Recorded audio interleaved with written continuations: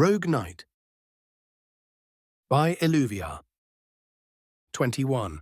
Interlude 3. Interlude 03. Inspiration. $RK=. Rows upon rows of Republic troopers, clad in dark grey and black armor, are marching in formation up the ramps of Acclamator assault ships. They are flanked by lines of AT-T walkers and hover tanks, waiting for their turn to board. In mere hours, we will step foot on Ryloth. Our path has been cleared by the valiant sacrifices of our brothers and sisters in the Navy. Venator cruisers are locked in a long-range duel with 5 times their number of separatist frigates. The space between them blazes with blue and scarlet turbo-laser bolts. Hundreds of Torrent fighters are fearlessly flying to meet a wall of vultures, which are descending to pick apart the Republic fleet. We will not let their noble deaths and the achievements paid with them be in vain. Images from the cameras built into the Y-wings show how squadrons of the bombers fall upon munificence, which shatter under their torpedoes. It could be seen how Republic small craft are picked apart by AA fire or vultures which were close enough to engage them. Yet the bombers press through the hellish onslaught and strike a CIS command ship, which is left as a wreck in the aftermath of their attack. I won't lie to you, we are going into battle against a tough and unrelenting enemy, one who has no concept of mercy. Droids marching across 100 worlds could be seen. The machines are shown shooting at both Republic troopers and, more often than not, at unarmed civilians who were at the wrong place in the wrong time. Wounded clones, as well as members of scores of planetary defense forces, were being dispatched by the Steel Legions. As for their masters on the Separatist Council, the well-known face of General Vale was twisted by a sneer.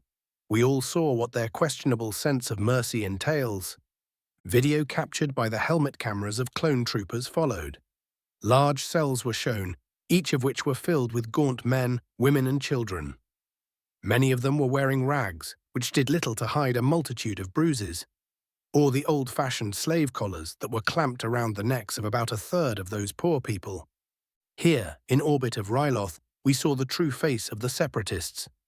They want the rest of the galaxy under their steel heels, and demonstrated what awaits every one of us if they win this war. It's either a clean death in battle or a protracted one as a wretched slave. Short clips taken by high-altitude reconnaissance vessels were shown next. Camps filled with countless Twi'leks could be seen. They were gathered behind high fences like a herd of animals. Most of them didn't have even a flap of tent over their heads. In many parts of Ryloth, especially near the deserts, such a treatment would prove to be a death sentence. I can't promise that I'll bring every single one of you back alive. We all know that some of you who are today here with me won't be alive at the same time tomorrow. The general took a deep breath before continuing. They at least will die free. Let us show the galaxy what we are made of. Today, we fight for the freedom which is yours by right. Today, we liberate Ryloth. Squadrons of fighters and bombers scream from the heavens, plunging through the atmosphere of Ryloth as so many falling stars. They are followed in by Corellian corvettes and finally the dagger-shaped assault ships. Waves of gunships carrying men and equipment separated from the acclamators and headed to the predetermined staging area. High in orbit, 2 Venator cruisers maneuver and unleash barrage after barrage of turbo-laser death at exposed enemy formations. Recon craft show columns of separatist vehicles disappearing in blinding flashes as the orbital bombardment hits. By now, every single Republic citizen knows what our enemies are capable of. What awaits us if we ever fall into the Separatists' clutches. Even now, some are calling for peace. Let us be fair, the choice between war and peace is an easy one. There is only one sure way to guarantee that there is peace, and it takes only a second. It's a surrender. On Ryloth, we saw what a surrender will mean for the Republic. It is enslavement for every man, woman, and child. There can be no more appeasement with the Separatists, no more compromises. We are long past between the choice between peace and war. Now there can be only fighting or surrender. It is clear what will happen to us all if we continue to back off and retreat. The only accommodation the Separatists will accept is the steel heels of their soulless armies over our necks. The Separatist leaders believe that their victory is near after they struck at the very heart of the Republic. They believe that we are morally and economically weakened, because even now there are voices from our side who call for peace at any price. Those people would see us begging on our knees before a separatist slave master, instead dying on our feet. They do not speak for us all. They do not speak for the Republic. For more than 20 millennia, the freedom of the Republic's citizens has been purchased with countless noble deaths. Those men and women did not die in vain. Peace is too precious to be bought at the price of slavery. As I speak, the Grand Army of the Republic is fighting across thousands of planets to stop the separatist onslaught. They fight and die for every single one of you. Can any of you do any less for your own freedom? The Republic Army and Navy need your help to turn the tide. Enlist now and help us stop the separatists once and for all. 22, Chapter 13, Part 1. =RK=, Phase 13, Turning Point. =RK=, Part 1, Conference Room Republic Cruiser Requiem, Task Force. Retribution Flagship, high orbit over Ryloth. We'll have Galactic Mercy arriving in system within the next 72 hours, sir, informed us Payet. Thank you, Ensign, I answered. The command staff of the fleet and ground forces were gathered for another conference. This time we had more information to work with. The first recon flight over Ryloth were completed, and we had some data from the people we saved when we took the freighters. It wasn't good. This is madness, exclaimed Anakin after examining few images of processing camps set up by the CIS. The population of whole regions was being gathered in such places, which were a high-tech version of something a Nazi would have approved. Then they sorted the people in two groups, prospective slaves who were either collared or implanted with slave chip, which did have an explosive charge built in, and the rest, who were left to rot in awful conditions. What made those places death traps was the fact that after the invasion, the logistics network on Ryloth had broken. As a result, there was no longer food, and in places not even sufficient water, reaching the camps. Whether that was an oversight which had murderous repercussions on the locals, or by design of some madman within the CIS rank, we didn't know. However, in either case, the outcome was the same. There were already hundreds of thousands starving with a lot of people, especially those in camps near the deserts, dying from thirst. The only places more or less functioning are the towns and cities near major industrial or mining centers. While occupied, the people in those settlements are left largely alone as long as they meet the CIS production quotas.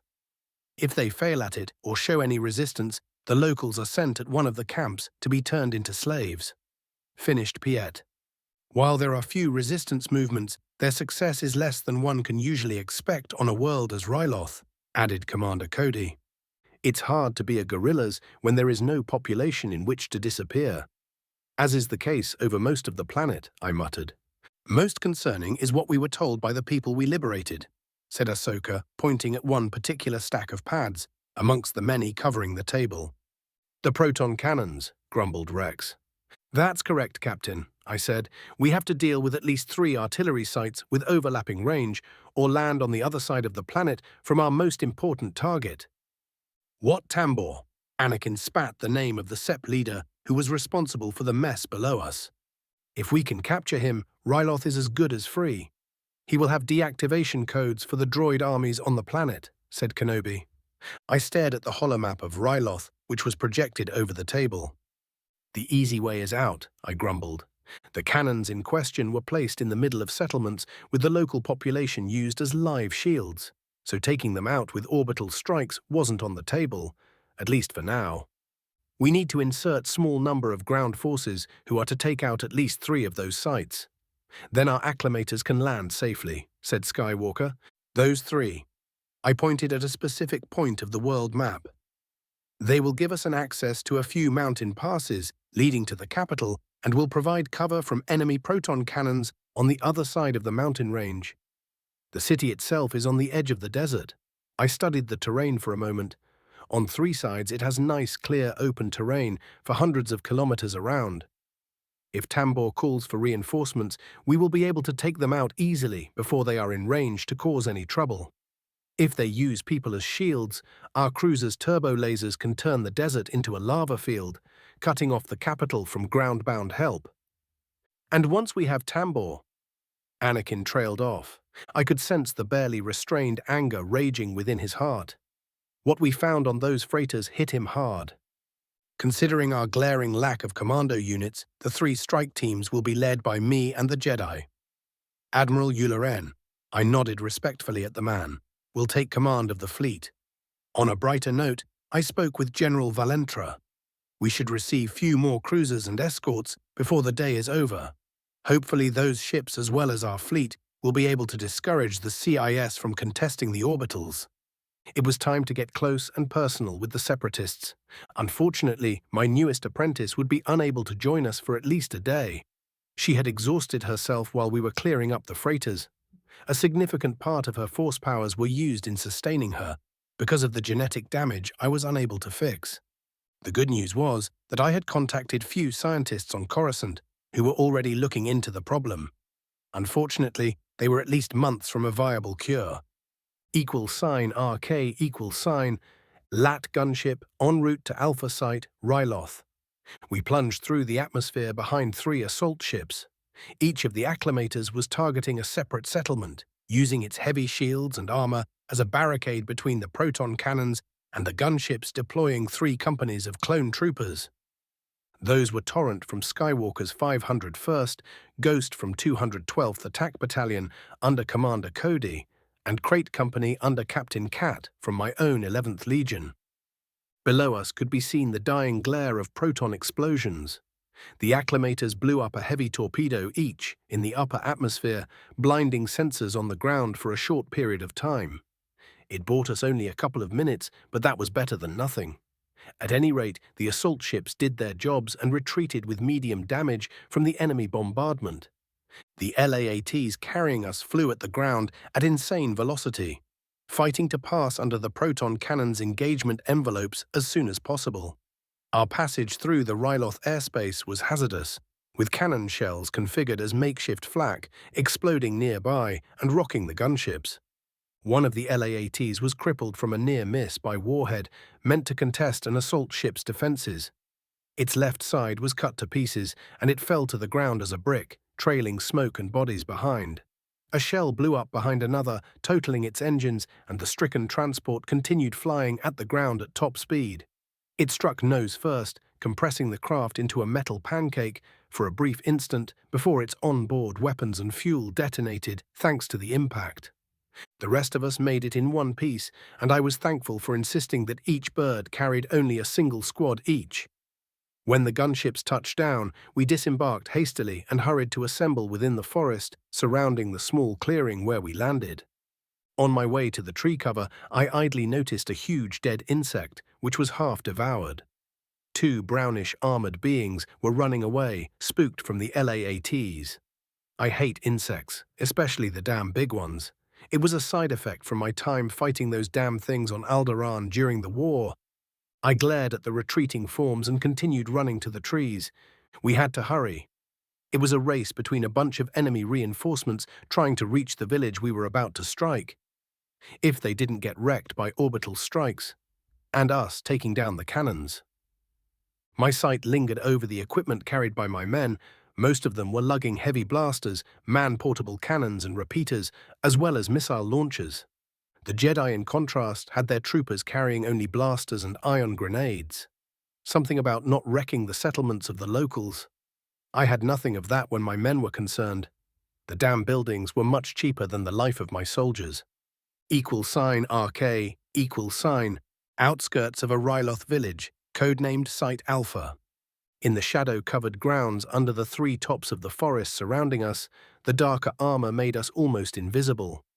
In the stock white colors, my men would have been sticking out as a whore on a Jedi convention. The village itself was surrounded by a meters-tall wall, which was in bad repair. It was probably built to keep the local wildlife away from the inhabitants. It presented a bit of a problem. There were towers built in it, spaced every 10 meters or so from each other. Each of those was manned by a squad of B-1 droids, which by itself would have been easily to handle. They had heavy repeating blasters, reed machine guns, Add the fact that there was a mercifully short clearing before the edge of the forest and the wall itself, and taking that enemy position with only infantry would have been costly, especially if we had a restricted rules of engagement like the Jedi. I want a missile put into each of the closest towers, I ordered quietly, preferably before the clankers figure out that we've arrived. I added, "Yes, sir," whispered Cat before he relayed my orders. Naturally, the droids noticed us before we hit them. Either one of the machines was paying closer attention than the others, or one of my men fucked up. "Movement," a synthesized voice shouted. "Open fire," snapped another. I shook my head. I'll never know why the CIS droids didn't use wireless comms to communicate between themselves. Not that I was going to complain when their shouts bought my men an extra couple of seconds to get into cover. The repeating blasters opened fire, sending red energy bolts to chew up through the tree line. "Suppressive fire on those towers, now!" I snapped while deflecting a stream of crimson death heading towards my position. Every one of the clankers trying to overwhelm my defense was one less that was shooting at my men. "We are on it, sir," a couple of my men shouted in unison, their voices barely coming over the cacophony of combat. I glanced at the pair and smirked. They were both carrying blaster carbine, a heavy blaster and a missile launcher. One of them opened up on the closest tower, blasting a droids from the rampart and forcing the rest to duck. Meanwhile, his buddy prepared his missile launcher, acquired the target and fired. The warhead surged over the no-man's land between the two sides and slammed in the repeating blaster. Its HE charge detonated, obliterating the upper half of the tower in an explosion that didn't look particularly impressive. The pieces of droids and rock raining all over us would beg to differ on that account. In short order, the nearby towers were silenced by missile strikes. I nodded approvingly to my men. "Hell yeah!" exclaimed the clone who blew up the first tower. "Great work! Pass my regards to the men."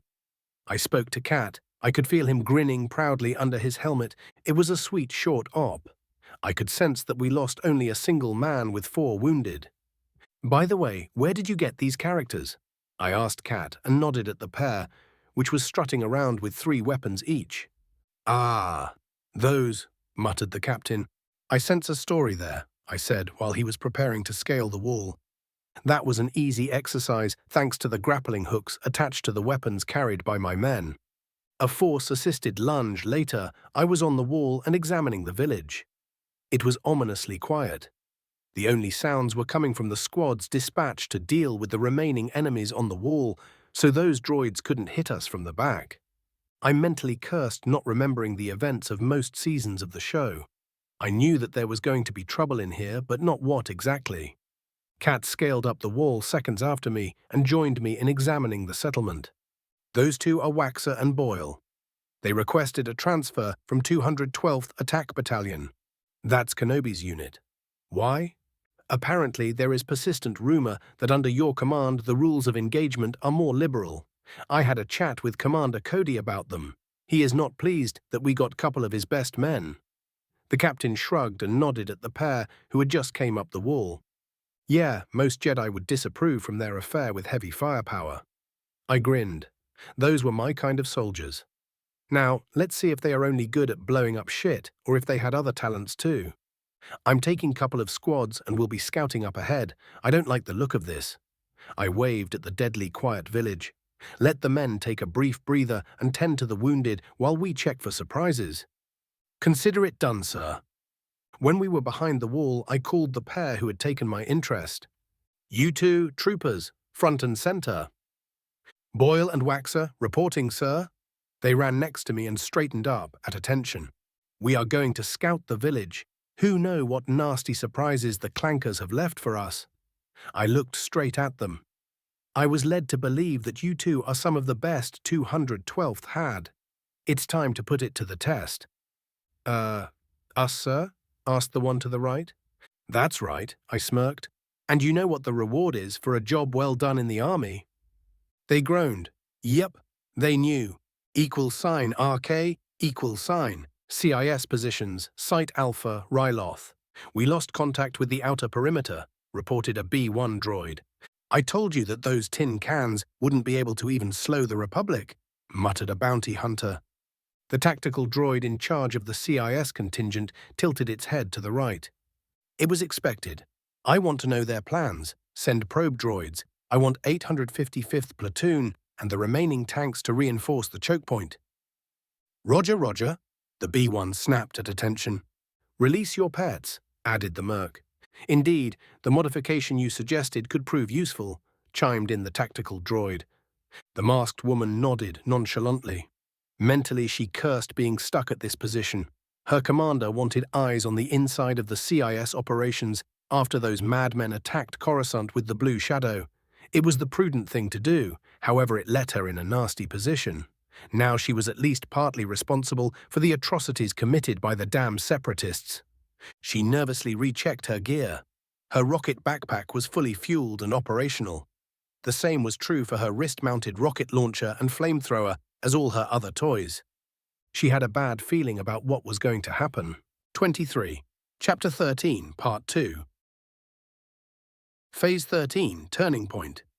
=RK=. Part 2. Alpha Site, Ryloth. So far, the scouting exercise went without a hitch. That in itself was troubling. We met no resistance at all, no booby traps either. The village appeared empty, which was making me nervous. A company or two of droids should have been able to bleed and slow down any attacker unwilling to level the settlement. The only other good place to make a stand would be the choke point between two cliffs, leading to the small plaza where the cannons were located. It provided nice, long and clear fields of fire, but that worked as a double-edged sword. Any attacker who secured the village would have some cover, not to mention that a spread of missiles would be all it would take to disable the few CSI tanks seen by the recon flights. Well, if I was an arrogant idiot, I might have presumed that the droid in charge of this little slice of Ryloth were lacking in programming and thought that deploying all its forces at the small pass was a good idea. However, with me instead being a paranoid bastard, me and my troopers were searching for the surprises prepared by the separatists for any uninvited visitors such as us. Boyle and Waxer were stalking down the street in front of me, their heads snapping in all direction, scanning for possible threats. At least those two were turning out to be competent scouts with more talents than just their commendable reliance on overwhelming firepower. As the folks at a forum dimensions away would say, there were very few problems that couldn't be resolved by deployment of sufficient DACA. Not that there was such a thing in existence, of course. I sensed a tiny presence in the Force couple of seconds before we heard something shifting a bit of rubble. The sound came from a small alley to our left. There was someone alive here, beside us. My soldiers turned their weapons in the direction of the sound and moved out, taking positions to the sides of the alley. I frowned. I felt anxiety and fear coming in waves from the unknown person. I nodded at Waxer, who had his head turned in my direction. I didn't expect a threat, but better safe than sorry. We weren't playing a game on a training field after all. My men darted into the alley, with their weapons at the ready. I followed suit, thinking that such actions would be made much safer by the addition of short-range drones. Just another thing to add to the list. At this rate, the R&D boys and girls would be busy for years after the end of the war. "A little girl," exclaimed Boyle. I walked behind the clones who were looking at a child who couldn't be older than 5. She was cute little thing with light green skin. She was examining us with huge brown eyes. Fear and curiosity were fighting within her tiny hair, which was fluttering within her chest. I wondered how those two men, who still had their mental conditioning made by the Kaminoans, would react to the kid. "What are we going to do with her?" Waxer wondered aloud. "We shouldn't do a thing. We have a mission to complete," stated Boyle. "We can't leave her. We should take her with us," exclaimed Waxer. "Are you kidding? She'll slow us down, right, sir?" "Perhaps," I muttered. "What do you two think we should do?" I asked innocently. "Look at her. She's terrified of us," pointed out Boyle. "Not from us. Take cover," I snapped quietly and pressed my back in a shadowed corner. The chameleon paint on my armor made me melt into the darkens. The clones followed my example, hiding behind nearby columns, while I projected a small force field, which I hoped would make us appear non-existent to life signs detector. It would work only on crappy sensors, but it was the best I could do, short of disabling the droid. Moments later, a scout droid, similar to the ones made famous by The Empire Strikes Back, perhaps an earlier model, skimmed over the streets where we were before we heard the girl. The machine made a cursory scan before continuing its path. Either it had cheap sensors, or it noted our presence and was faking disinterest. We needed to get away from here quickly. Boyle agreed with my reasoning and said so. We can't leave her here, not with the clankers searching for us. Waxer disagreed. I could clearly sense Boyle's confusion. He stared at the kid for a few seconds before reaching a decision. Fine, he snapped at his friend, I'll carry her.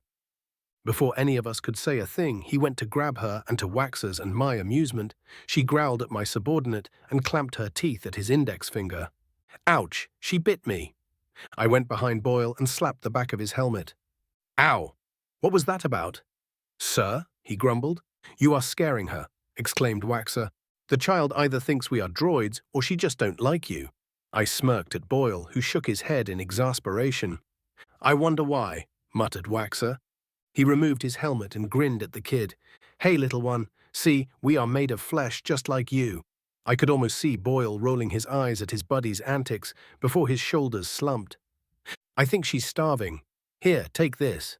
He retrieved a piece of a field ration and handed it to his friend.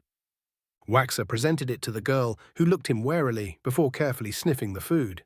She glanced at each of us in turn before grabbing the meal and taking a small bite off it. She smiled and started eating the food. Boyle removed his helmet too and massaged the back of his head, where I slapped him. Definitely starving. No way she would eat a piece of MRE otherwise, I muttered. Those things kept you alive, and that was their only redeeming quality. The less said about the taste, the better. Nera, Nera. The girl cheerfully pointed at the clones, then she looked warily at my masked face. No, sweetie, I am Waxer and he is Boyle. He tried to correct her. I chuckled at her antics. Congratulations, I cheered my men. You were just adopted as big brothers. Joy, grumbled Boyle. I knelt next to the kid and removed my helmet. Hi, I bet you know all the fun hidden places around here, I said.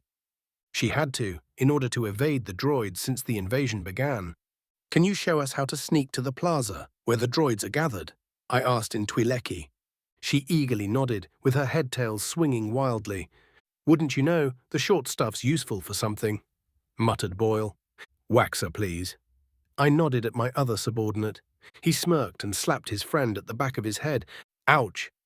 What is this? Pick on Boyle Day, he exclaimed, while the girl giggled at our antics.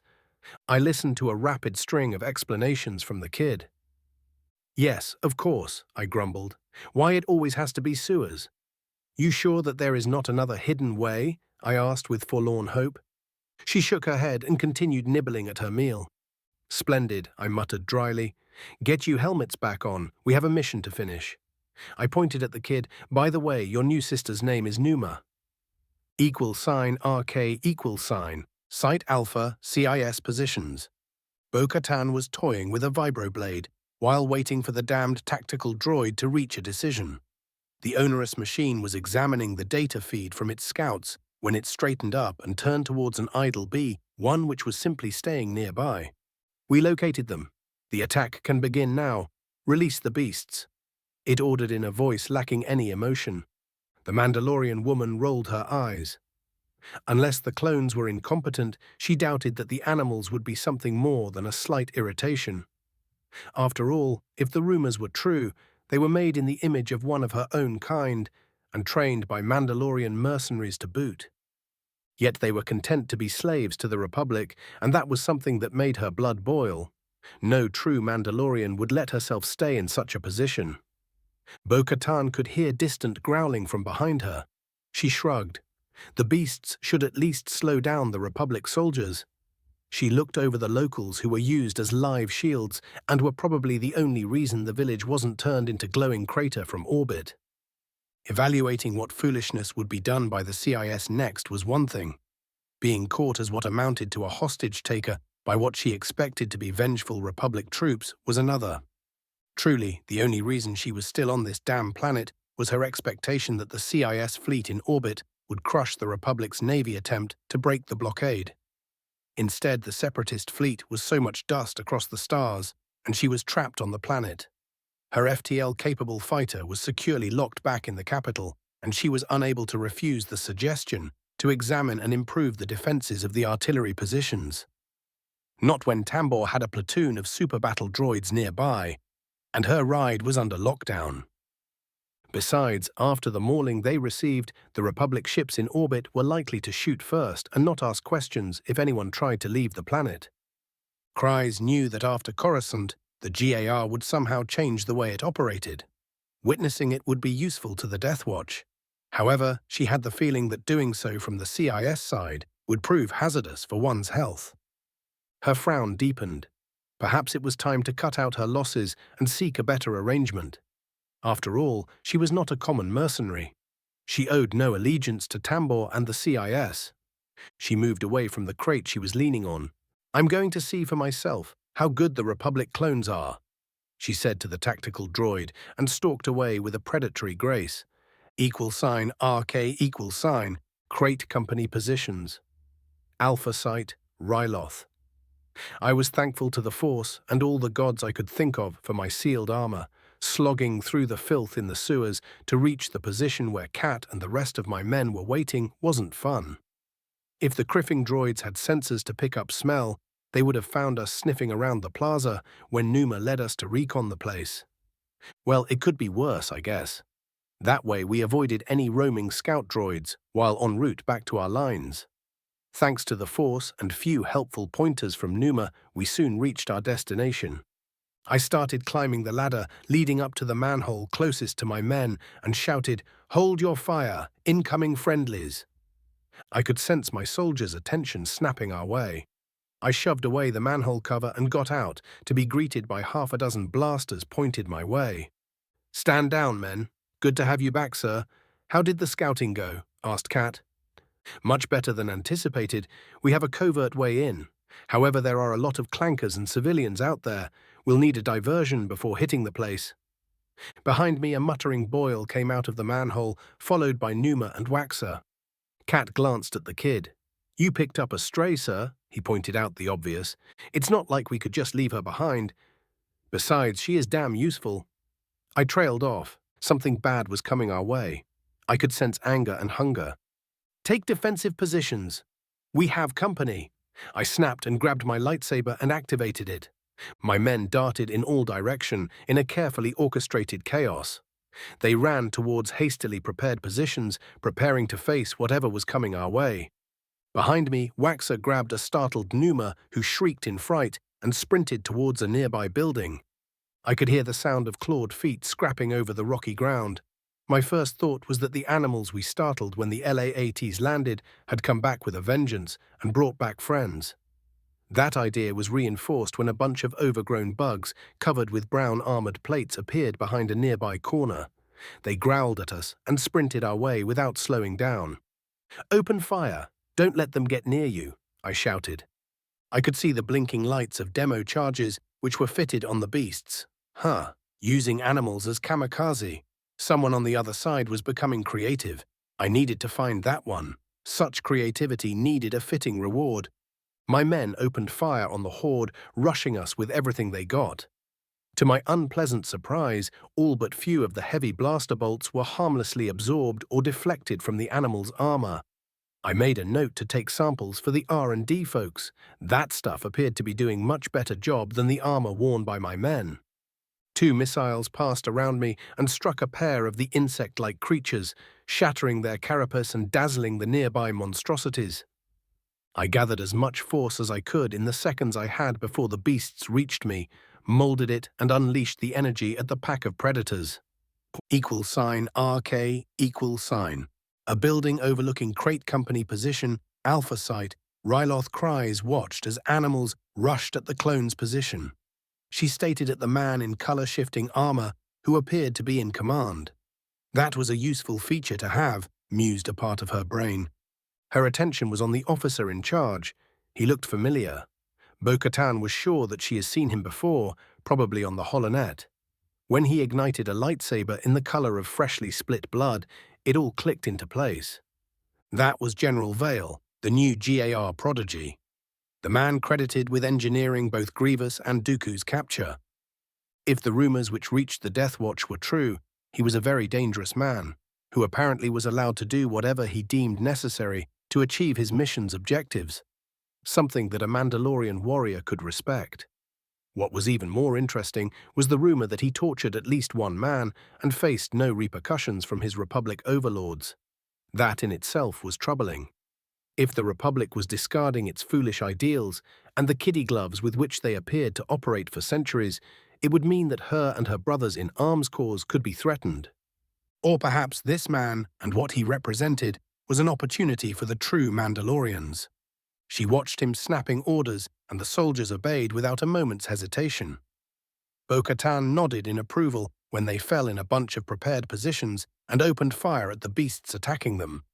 They were better than she was expecting. The general just stood there, in the middle of the street, and appeared to wait. Then he slammed his hands at the ground, and the predators, the closest of which were few meters from him, were thrown in the air by invisible force. They floated for a moment before he made a pushing motion, and the beasties were thrown towards the far end of the street, where they hit the facade of a building. Hard. Even from a couple of 100 meters away, she could clearly hear the sound of cracking carapace. Bo-Katan's smile became a grin, so he was really a Force user, not a Jedi either. They didn't use crimson lightsabers. This day was becoming even more interesting. Kryze pressed a button on her wrist-mounted computer, and the explosives fitted to the animals detonated, turning the far end of that street into a charnel house. She jumped from the building and slowed her fall with the aid of her rocket pack. Bo-Katan landed 20-odd meters from the general and was about to greet him when she was yanked forward by an invisible force. The man pointed at the animals she just turned into shreds. "I'll make an educated guess.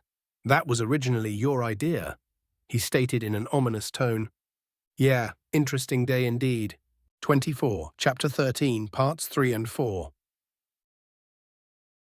=RK=, Phase 13, Turning Point. =RK=, Part 3, Crate Company Positions, Alpha Site, Ryloth. I glared at the woman. This stunt, with the overgrown bugs turned into living bombs, was too creative for the run-of-the-mill CIS imbeciles, while being exactly what a Mandalorian would do. For fun, amongst other things, I wondered if her armor was just for show or if she was the real thing. The female I was keeping suspended in mid-air shrugged. It seemed a good idea at the time. "Indeed," I muttered. "If those things had reached our lines and detonated, my men would have suffered severe casualties. Anything less than missile strikes was pretty useless at taking down the animals." "What is your game, I wonder?" I thought aloud while studying her armored form. I liked what I saw. Heavy armor, enough weaponry to make Boyle and Waxer drool. She could fit right in with the Empire's Mandalorian auxiliaries from my past. Not to mention she had curves in all the right places. I shook my head in an attempt to get my mind out of the gutter. It wad too damn long since the last time I had gotten laid. I didn't have time to act like a hormonal teen. "Like what you see?" she asked. "Oh my, definitely," shouted one of my soldiers. "Waxer, if you will," I snapped. Metal striking metal sounded from behind me. "Ow! What did I do this time?" grumbled Boyle. Numa, who was near those two clowns, giggled at them. "Thank you, Waxer," I quipped. I swear I could hear Cat muttering something about idiots and the nastiest assignments he could find for them. A bit of telekinetic manipulation and a soft clicking could be heard as the seals holding her helmet popped open. I waved my fingers, and it lifted, revealing a beautiful face framed by a crop of shoulder-length fiery red hair. I blinked at her. I knew her. Ironically, I remembered more bits from the later seasons of the Clone Wars than the first few, and all things considered, that was information that was already mostly useless. With the changes that occurred, it was highly unlikely that most things that I could recall would happen in a similar way, if at all. The first time I had any recollection of this woman was while reading RI Intel briefings. Granted, those things were largely a work of fiction with only hints of reality mixed in, but they had her name and possible allegiance. Bo-Katan Kryze. "Fancy meeting you here." I smiled under my helmet. "How's your sister nowadays?" I quipped. For a few seconds her face was a mask of utter shock before she schooled it back in a cold mask. "We need to have a chat," I declared. But I am curious, you are supposed to be one of the best amongst the Death Watch. So let's put that to the test. I want to see if this age's Mandalorians are anything like the ones I had the honor to fight side by side with during the Great War. Captain Cat, give us some space and don't interfere, I ordered. I released the Bo-Katan, floated her helmet so it was in front of her, and smiled cheerfully at her. A challenge, eh? She gave me a lopsided grin before snatching her helmet and putting it on. I accept, she declared, and drew her blaster pistols. =RK =. Ghost Company, Gamma Site, Ryloth. They are flanking us, shouted a clone. His voice came over the roar of battle and was barely heard by his comrades. Of course they are, grumbled Cody. He blew off the head of an irritating B-1 droid before snapping out orders. Send in what's left of the reserve to the right flank. This could have gone better, muttered Kenobi. The Jedi was anchoring the center of the clone lines, which were under a heavy assault by at least 2 companies of super battle droids and a horde of B-1s. He and his men had managed to break through the outer perimeter of the village and take the first 2 rows of buildings before the CIS forces counterattacked. The battle had been raging ever since. Obi-Wan felt his men falling one after another. By now, over a third of the clones were down, and the droids showed no sign of relenting in their attacks. Ghost Company simply didn't have the firepower necessary to stop the onslaught. From the corner of his eye, Kenobi saw a trooper have his chest perforated by a long burst of blaster fire. The man slumped back, never to move again. Obi-Wan glared at the machines. They had to reach the cannons and disable them. Every minute they delayed meant more people were dying all over the planet. =RK =. Torrent Company, Beta Site, Ryloth. Master, is this your whole plan? Shouted Ahsoka. She was back to back with Anakin in the center of a large intersection. Nearly 100 droids were advancing towards them from 4 sides, constantly shooting at the 2 Jedi. Pretty much, he answered with a confident grin on his lips, just about now. Wait for it. He trailed off. Even more droids were joining the onslaught, straining the Jedi's ability to deflect blaster bolts. Wait for what? There are more clankers coming. Anakin frowned. He used telekinesis to activate his wrist-mounted comm. Rex, where are you? We can't hold them for much longer. Couple of seconds later, the captain's voice came back. We are a bit busy here, sir, screamed Rex so he could be heard. 200 meters away, most of Torrent Company was pinned down by 2 platoons of super battle droids, which came to reinforce their metal brethren. Those B-1s are trying to flank us, sir, someone shouted. Send Echo Squad to stall them, snapped Rex. General, we won't be able to make it in time. A platoon of SBs just got between us, sir. We don't have the firepower to dislodge them anytime soon. They are taking defensive positions and trying to contain us. Anakin cringed. Snips, we've got a problem. You think? She deadpanned. Ahsoka could see a couple of droidekas rolling towards them. =RK =. Part 4. Crate Company position, Alpha Site, Ryloth. I sealed my helmet and brought my lightsaber back to life. I did it just in time to deflect a burst of fire from the red-haired woman. Her blasters were snapping shots at me as fast as she could pull the trigger. She apparently had trained to fight against Force Adepts because her blaster fire was targeted at my blade near the hilt. That increased the chance of my saber being blasted out of my hands from the force of the shots, and made it much harder to reflect her weapon's fire back at her. Or that was the theory, anyway. I used the force to strengthen my grip, and my smile grew. Bo-Katan could prove to be a challenge. She jumped in the air on jets of flames coming from her rocket pack. She made a motion with her left hand I was closely familiar with, and a rocket flew my way. I smirked and slapped the weapon away with a telekinetic wave. Then I returned the favor. I sent 2 stun darts from the launcher built in my left arm guard. At the same time, my blade continued to deflect the blaster fire from the airborne Mandalorian. The rocket struck the ground to my right and detonated, showering me with pieces of rock and soil. Bo-Katan twisted gracefully in the air, and my dual shots missed her, spending their electric charges at the wall behind her. She shot 2 thin discs from a device on her right hand at me.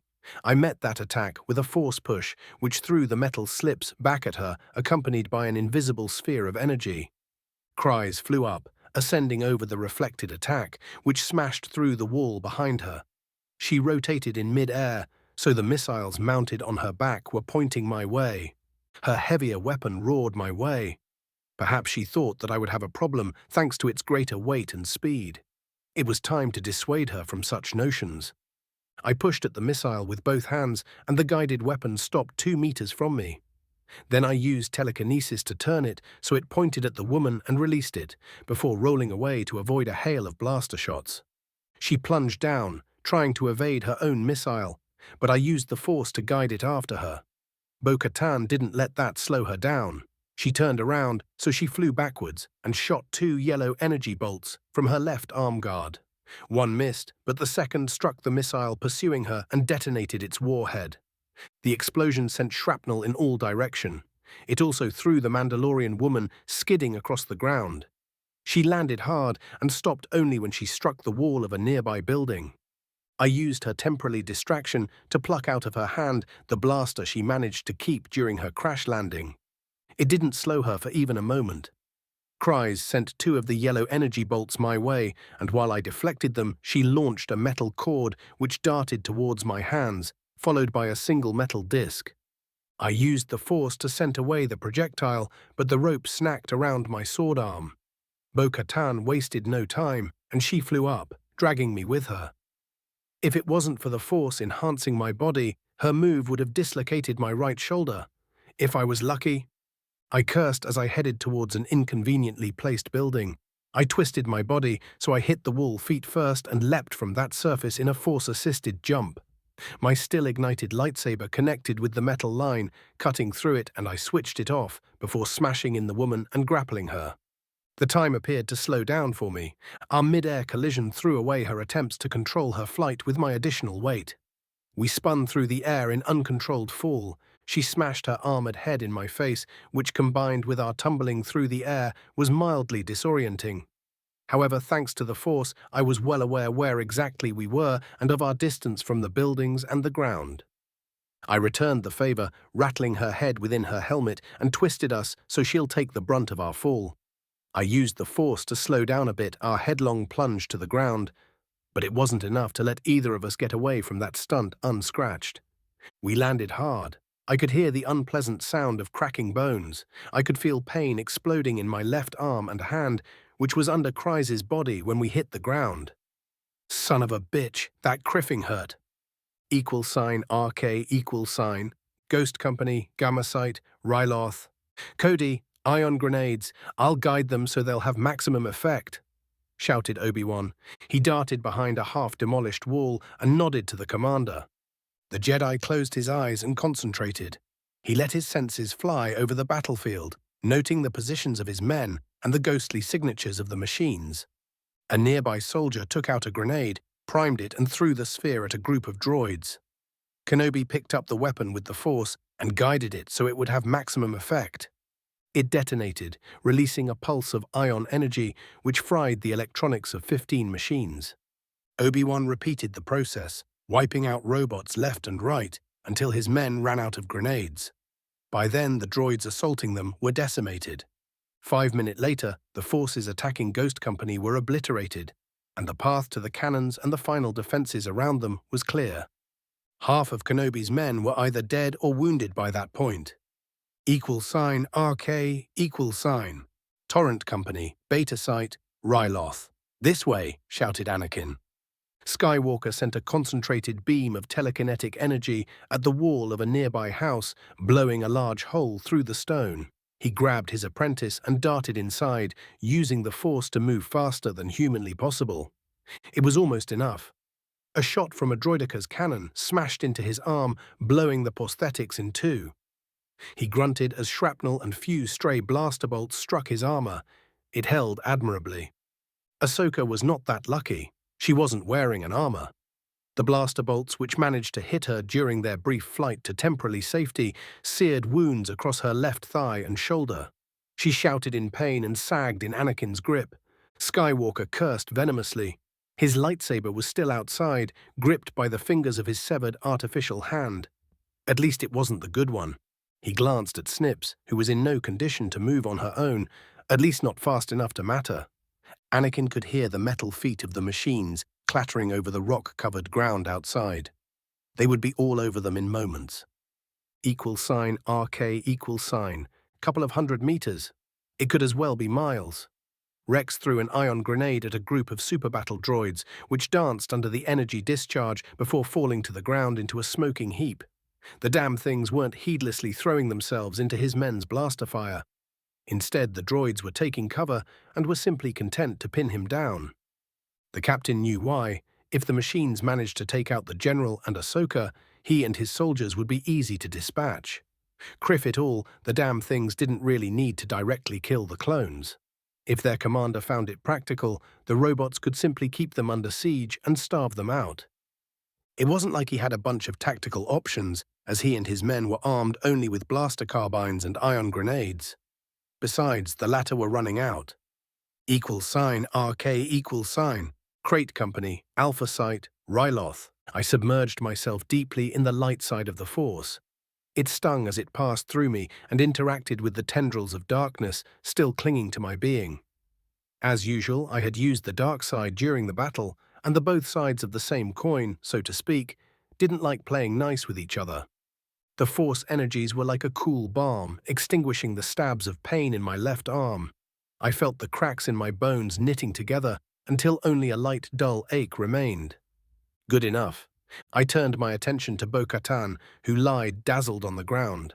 The crash had made a number on her. Broken and bruised ribs, a bit of internal bleeding, concussion, broken arm. I placed my hands on her chest and let the Force energies use me as a conduit and flow through me and into the wounded woman. The Force could be a wondrous thing. Injuries which would take hours spent in a Bacta tank to heal were mending moments later under my ministrations. RK =. Bo-Katan grunted in pain as the pieces of a broken rib shifted within her chest. She felt woozy and her eyes weren't working right. She blinked and stared. Over her, a blurred image of two men were kneeling. They had their hands on her chest. She frowned and tried to slug the bastards, but her right arm exploded in pain and refused to obey. Broken. Her mind dutifully supplied the explanation. Cries froze. She could feel her broken rib shifting and then knitting back together. It was not by any means the only strange sensation passing through her body. She could feel liquid draining from her lungs. There was a pinch within her chest, and Bo-Katan somehow knew that an internal injury had just been sealed by a patch of healthy flesh. Soon her right hand followed. The bones under her skin moved like they were alive, but it didn't hurt. No, that wasn't right. There was the pain, but it was distant, as if it was behind a wall of light, which was not only acting as a painkiller, but it made her calm. That thing, whatever it was the reason she felt unusually calm, given the circumstances. Her right hand twitched as the bone was regrowing in the correct way. Around the bone, injured tissue was healing at an astounding rate. At last, Bo-Katan could feel a warm stream passing through her body, washing her headache away. Her eyes focused, and now there was only one man kneeling over her. It was the general she fought with. Her eyes trailed down his arms, and she frowned. His left hand was laying in the valley between her breasts, and his right was over her heart, with its palm cupping part of her left breast. Bo-Katan's right eye twitched, and she put her freshly healed right hand to the test. She slugged the armored head of the man standing over her, hard. He just took it and tilted his head to the left. "If you've got it out of your system, we need to talk," he said calmly, as if she hadn't hit him hard enough to crack someone's jaw. 25, Chapter 13, Part 5. RK Phase 13, Turning Point. RK Part 5. Crate Company, Alpha Site, Ryloth. That stung. If it wasn't for my helmet, her armored fist could have easily broken my jaw. "That gives a brand new meaning to the term battle," whistled Boyle. I glanced his way and then to where my hand was a moment ago. I cringed. I knew I could claim that placing my palm over her heart made healing her a bit more efficient power-wise, which was even true, but no one would believe me. Besides, that never passed through my mind while I was patching up our resident Mandalorian. I could hear Boyle whispering something to his buddy, and a couple of clones started snickering. Waxer, I snapped. It will be a pleasure, sir, said the man with a bit too much relish for his friend's comfort. Waxer, no, wait a minute. Boyle walked backwards in an attempt to get away from his fellow soldiers, which led him straight to Captain Cat, who was talking with Numa and ignoring our antics. The glare the officer gave him was obvious despite his helmet. Cat slapped Boyle on the back of the head. The captain barked, making his displeasure evident to us all. Boyle, stop acting like a criffing joker. You are a soldier of the Republic. Act like it. If it wasn't for a warning which came through the Force, Bo-Katan would have blindsided me with her next punch. Instead, I grabbed her armored fist centimeters from my face. Our spar is over, Cries, I snapped. She chuckled in answer. I would say that the Jedi haven't fallen as much as we believed, but you aren't one of them. Are you? She asked. There was a hint of mischief in her tone. Me? A Jedi? That's a good joke. I smirked. Now, I believe that there was a point for your brazen entrance. What do you want? She stretched and moaned. The newly healed flesh was screaming in protest. It was something with which I was intimately familiar with. Good thing that I could use the Force to dampen any pain in my body. What Tambor, the local Confederation leader, is losing control of the situation. He even gave up control over a significant portion of the droid forces deployed away from the capital to Hutt mercenaries. She grumbled. As a sign that the CIS are willing to honor their deal, she sneered. Is that how you apparently have some authority over this mess? I asked and pointed to the still smoking remains of the beasts. Cries shrugged. It felt like a good idea at the time. However, I'm not in overall command of the droids stationed here. There is a tactical droid who does the job. I was sent merely as an advisor, she grumbled. My men gave her dirty looks, and a few of them started muttering before a glare of Cat silenced them. Can't blame them. I wasn't thrilled either from the attack of those unwilling kamikazes. At least my men got out of it unscratched, which in combination with my little spar with the woman did a lot to make cooperation with her acceptable, without really hurting the morale. They were trained by Mandalorian mercenaries themselves, so each one of my troopers was aware of at least the basics of the Mando culture. You still haven't answered my question, Bo-Katan. What do you want? Tambor dead, and preferably to get of this rock in one piece. I can guarantee the first. We may have some issues with the second. She stiffened for a brief second. Only my Force-enhanced senses allowed me to perceive it. Cries was ready to attack me if the situation warranted it. Your presence here, no matter the official reason, paints you and the Death Watch as accomplices of all the atrocities committed by the CIS on Ryloth. The fact that your organization is little more than a bunch of common terrorists who now will be seen as slavers to Booth doesn't help you, I stated. She bristled, hearing my accusation. That's a lie. We are true Mandalorians, not a bunch of common criminals. All we want is to return our people to their senses. We are not a bunch of pacifistic cowards. So you want to turn back the Mandalorian people back to their warrior roots? Commendable. I gave her a respectful nod, which took her off guard. That's an unexpected sentiment from a Republic general, she whispered. However, the Death Watch is doing it the wrong way. All that you'll achieve by acting as common terrorists is to antagonize your own people. Those cowards are not our people. We are warriors through and through, Bo-Katan snapped at me.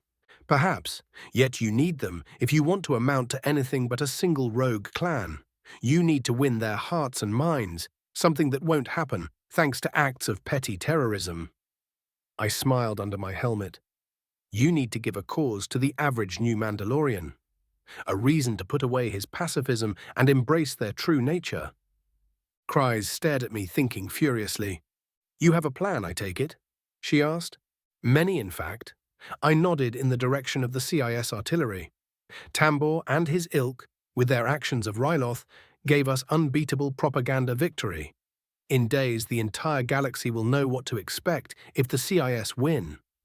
What happens on this world can, if presented properly, turn your peace-loving new Mandalorians into bloodthirsty warriors of legend, ready to tear the Confederacy apart. She shook her head in denial. It's unlikely. My sister and her lapdog abhor violence and war. Then persuade them otherwise, I challenged her. Once it is clear that Death Watch members were on Ryloth, aiding the CIS, They'll have no chance of swaying the masses on Mandalore. And that is if you are lucky. It was left unsaid that if they supported the criffing confed bastards, there would be hell to pay. Once the true extent of the CIS depravities on Ryloth became known across the galaxy, the war was going to become really ugly. Bo-Katan glared at me. I could sense her mood. At the moment, her emotions were shifting like an interceptor, trying to evade multiple enemy fighters. Her cries and the Death Watch were now in a trap, unwittingly made by whoever sent them here, and I was pretty sure that was done by their leader. Even a rumor of her organization's involvement with the events here would deal a deadly blow to their credibility. Even worse, from her point of view, was that she was that proof. I could feel how the realization was dawning on her. After nearly a minute of silence, she shook her head sadly. Even if we manage to pull off a coup d'etat, it will be for naught, unless we do it with full support of the CIS. She grumbled. In such a case, there will be a hell to pay, I added. My smile turned into a grin. I had the best weapon to use against a Mandalorian. I had just scored a great victory in space, despite the severe mauling my forces had taken in the process. Even better, I had challenged her in single combat and won. You'll have a choice to make, Bo-Katan cries, I declared. You can help your misguided people open their eyes and become what they were meant to be, true Mandalorians. Honorable warriors who could be the envy of the galaxy. I lowered my voice. Or will you try to turn them into a bunch of barbarians like the most of the Death Watch? What do you know about what it means to be a true Mandalorian? She scoffed. You'd be surprised. I muttered quietly, You have some time to make your decision. I said aloud, Aren't you the generous one? When I can afford to be. I ignored her sarcasm. You are pretending to be a common mercenary. It's time to act as one, I waved at her. Congratulations. You are hired to assist us in liberating Ryloth. $RK. Bo-Katan shook her head in exasperation. That man was trying his best to push all her buttons, and almost succeeding. Even worse, he actually beat her in single combat. Her, Bo-Katan, the second in command of the Death Watch. His gall at outright saying that her organization was nothing more than a bunch of common criminals didn't sting her pride that much. She was defeated by a non-Mandalorian. She glared at him, and it was getting worse. Of course it did. There was a small, treacherous part of her mind that agreed with his logic. That was even worse. Bo-Katan glowered at the man, wondering what she was going to do. $RK. CIS positions, Alpha Site, Ryloth Cat was not thrilled with his general's newest harebrained scheme. The only thing preventing him from complaining was the fact that Vale's ideas tended to work. So far, 2/3 of his company, the damn mercenary and the captain, were about to execute an attack as a diversion. They were to try sucking as many of the droids out as possible so the general could hit the artillery with less resistance. They were taking positions in the canyon, leading to the inner part of the village, where the hostages and heavy guns were located. Cat waited until the countdown, displayed on his helmet's visor, hit 0 and nodded at Boyle, who was armed with his missile launcher. The rest of the clones toting such weapons were further back, out of sight from their enemies, and took their lead from him and readied their own weapons. A single missile flew from the clone line and impaled a CIS tank. Its armor was found lacking, and the machine slumped to its right, sending a fountain of smoke and fire into the air. This acted as a signal, causing the clones to send a torrent of blaster fire at the droids. Many of the machines were scythed down before the tanks returned the favor. Their cannons and secondary armaments roared in defiance, sending streams of scarlet death at the clones. This first barrage saw 8 of Cat's men obliterated. He bit of a curse and continued to lay down blaster fire, shoulder to shoulder with his men. He had to make it look believable. $RK, Ghost Company, Gamma Site, Ryloth. Obi-Wan and Cody looked at each other. They were standing over the destroyed chassis of a super battle droid, one that had been modified with a missile launcher in its left arm. That might work, General.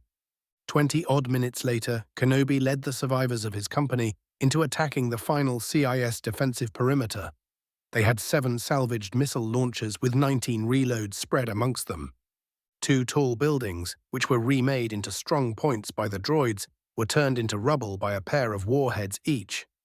That opened the way for the clones by silencing the heavy repeater blasters placed in the dwelling's upper floors. Obi-Wan led the charge, using his lightsaber to deflect the blaster bolts coming his way. By making himself the primary target, he allowed more of his men to live. The troopers, in turn, did their best to eliminate the droids shooting at them and their general. As per the plan, Cody ordered 2 squads to secure each flank and slow down the droids converging on the site where the GAR had just penetrated their lines. The captain led the rest of his men after Obi-Wan straight towards the artillery position, which was just behind a low row of lightly defended buildings. 3 more missiles shattered most of the resistance in their front, allowing Kenobi to lead an understrength platoon to the proton cannons. Behind them, the rearguard were fighting for their lives in a desperate attempt to hold the attention of the CIS droids protecting the perimeter. For them, the next few minutes were an orgy of death and destruction. Needles of azure and crimson-colored energy crisscrossed in the air, leaving ruins everywhere they hit. Soon the broken bodies of men and machines littered the ground. Cody signaled most of his men to spread out throughout the buildings and start clearing the droids, while the clones carrying the remaining missile launchers went after the cannons. In front of them, Kenobi burst in the small plaza where the artillery was located. He charged amidst the squads of B-1S, acting as a last-ditch defense, thus concentrating their attention on himself. It worked, mostly. One of the B-1S, which was operating a proton cannon, was not fooled like his brethren and turned his weapon at the cluster of buildings being cleared by the clones. It sent a snapshot at a wall behind which a squad of Republic troopers were advancing.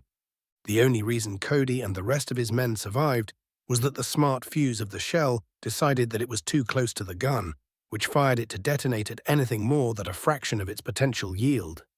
The explosion only ended the lives of 5 clones, knocked 4 more out, and despite the sound dampeners on their armors, deafened 5 more. Yet that was too little too late. Cody's men who had salvaged missile launchers had shot a moment earlier. The armor of the proton cannons, which were protecting them from light weapons and shrapnel, proved woefully inadequate against missiles. Besides, each warhead was aimed at the open fire control station of the mobile artillery emplacements. 4 of the 5 guns fell to the ground as neutered wrecks. The only one that had no missile aimed at remained in CIS control for a couple of seconds longer, before the B-1 operating it was struck by a blaster bolt, which Kenobi had deflected its way. The Jedi and his still battle-ready troopers made a short work of the few remaining droids trying to protect the artillery emplacements. Cody, who had been dazed by the artillery shell that wiped out one of his squads, came back to the real world. He winced. His head was ringing something awful. The captain stared through a nearby window and saw that the proton cannons were neutralized. The general and 2 of his men were busy releasing the locals and pointing them at the guns of the destroyed droids. Right. They were still in danger. Cody accessed the comm suite of his armor and smiled grimly. The jamming in the surrounding area was almost gone. His comm could easily burn through what little enemy ECM was bleeding from nearby areas. This is Ghost Actual. Gamma is condition green. I repeat, Gamma is condition green. The cannons are neutralized. He took a deep breath before shouting in the receiver. We need immediate air support. I repeat, we need immediate air support at my coordinates. Roger, Ghost Actual. We are lifting now. ETA, 2 minutes. Cody, who was nearly deaf, was unable to hear the cool answer of Razor 1, the leader of the gunship wing, which brought them down to Ryloth. $RK, $. Kenobi had released 24 locals before he felt that he was running out of time. Release the others and grab a gun. There are a lot of droids which are about to hit us any moment. We need your help to hold them off until reinforcements arrive. Obi-Wan ordered the elderly woman who appeared to be the village leader. She nodded and repeated his words on her native tongue. Most of the released locals, who were the men and women Kenobi felt would be best for helping him and his men in stopping the inevitable droid counterattack, were hastily arming themselves. Only 2, who were armed with vibroblades given to them by the clones, continued to cut free their fellow prisoners. The Jedi glanced at the sole still operational cannon and shook his head. It was useless right now. They had to stop the droids before the machines reached the buildings surrounding the artillery site. Anything less would leave few hundreds of bound locals in the crossfire. He rushed towards the place he felt Cody's presence. Moments later, Kenobi found the commander. The clone was shouting in his comm for air support. Good. With the local guns silenced, the LAATs should be able to help dispatching the remaining droids. "Cody, what's the ETA of the air support?" asked Obi-Wan, but his subordinate didn't even notice him. It took Kenobi patting the clone on the shoulder before Cody paid him any attention. "Sorry, sir, I didn't hear you," screamed the commander. "No need to be so loud," quipped Obi-Wan. He glanced at the devastated interior of the building and frowned. "Can't hear you, sir," shouted Cody. The Jedi shook his head. He only hoped that his friend wasn't permanently deaf. Kenobi patted Cody on the shoulder and pointed him in the direction of the droids, who had mostly mopped up the squads left to slow them down. The clone officer nodded and took position behind a half-demolished wall. They were being joined by more and more locals, who had armed themselves with weapons taken from destroyed droids. One of the clones, a corporal who Kenobi didn't know, looked at the volunteers and muttered, "Great, we might even make it." "We will make it, soldier," the general said loudly, in an attempt to reassure both the clone troopers who were not deafened and the locals.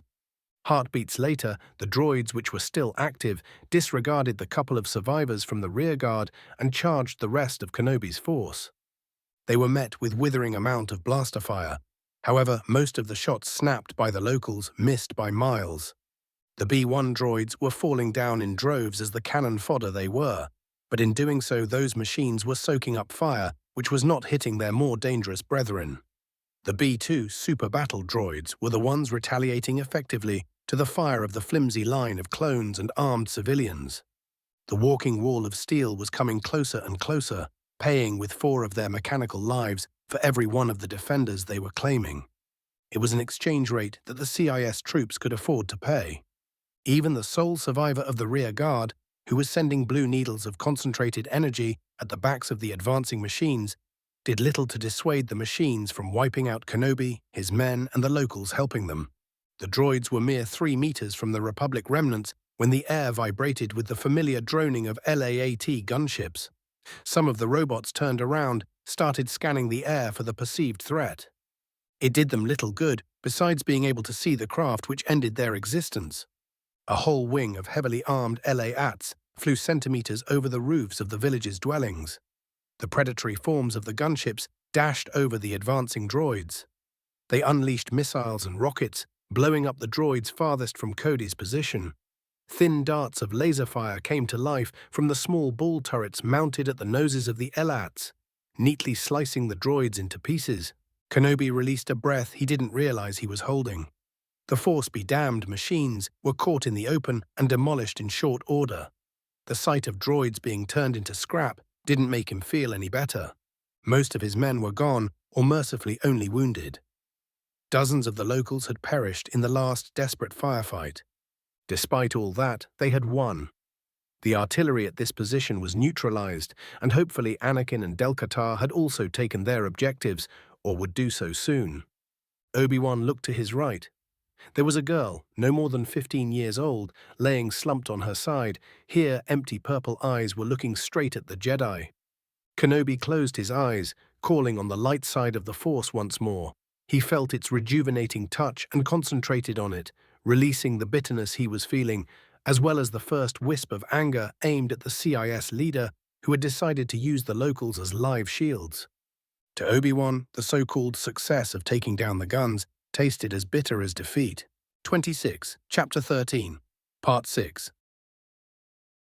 =RK=, Phase 13, Turning Point. =RK=, Part 6. Crate Company, Alpha Site, Ryloth. Cat had lost 22 men, dead and wounded before calling in the retreat. Most of them were taken out by the damn tanks. The captain glanced behind his back once he had slid behind a new cover. Half a dozen tanks were moving in pursuit, followed by 2 companies of super battle droids. Behind those, 4 more tanks, the last that were supposed to be in the region, as well as more droids are moving into defensive positions in the choke point. So far, everything was going according to the plan. If the damn woman kept her part of the deal with the general, that is. A loud roar reverberated through the canyon. almost deafening Cat. An overpressure wave slammed at the rock he was using as cover, shaking it. He glanced over it and smiled. The tanks, while unharmed from the blast wave, were moved out of their precise formation. Most of the droids were on the ground, thrown off their feet.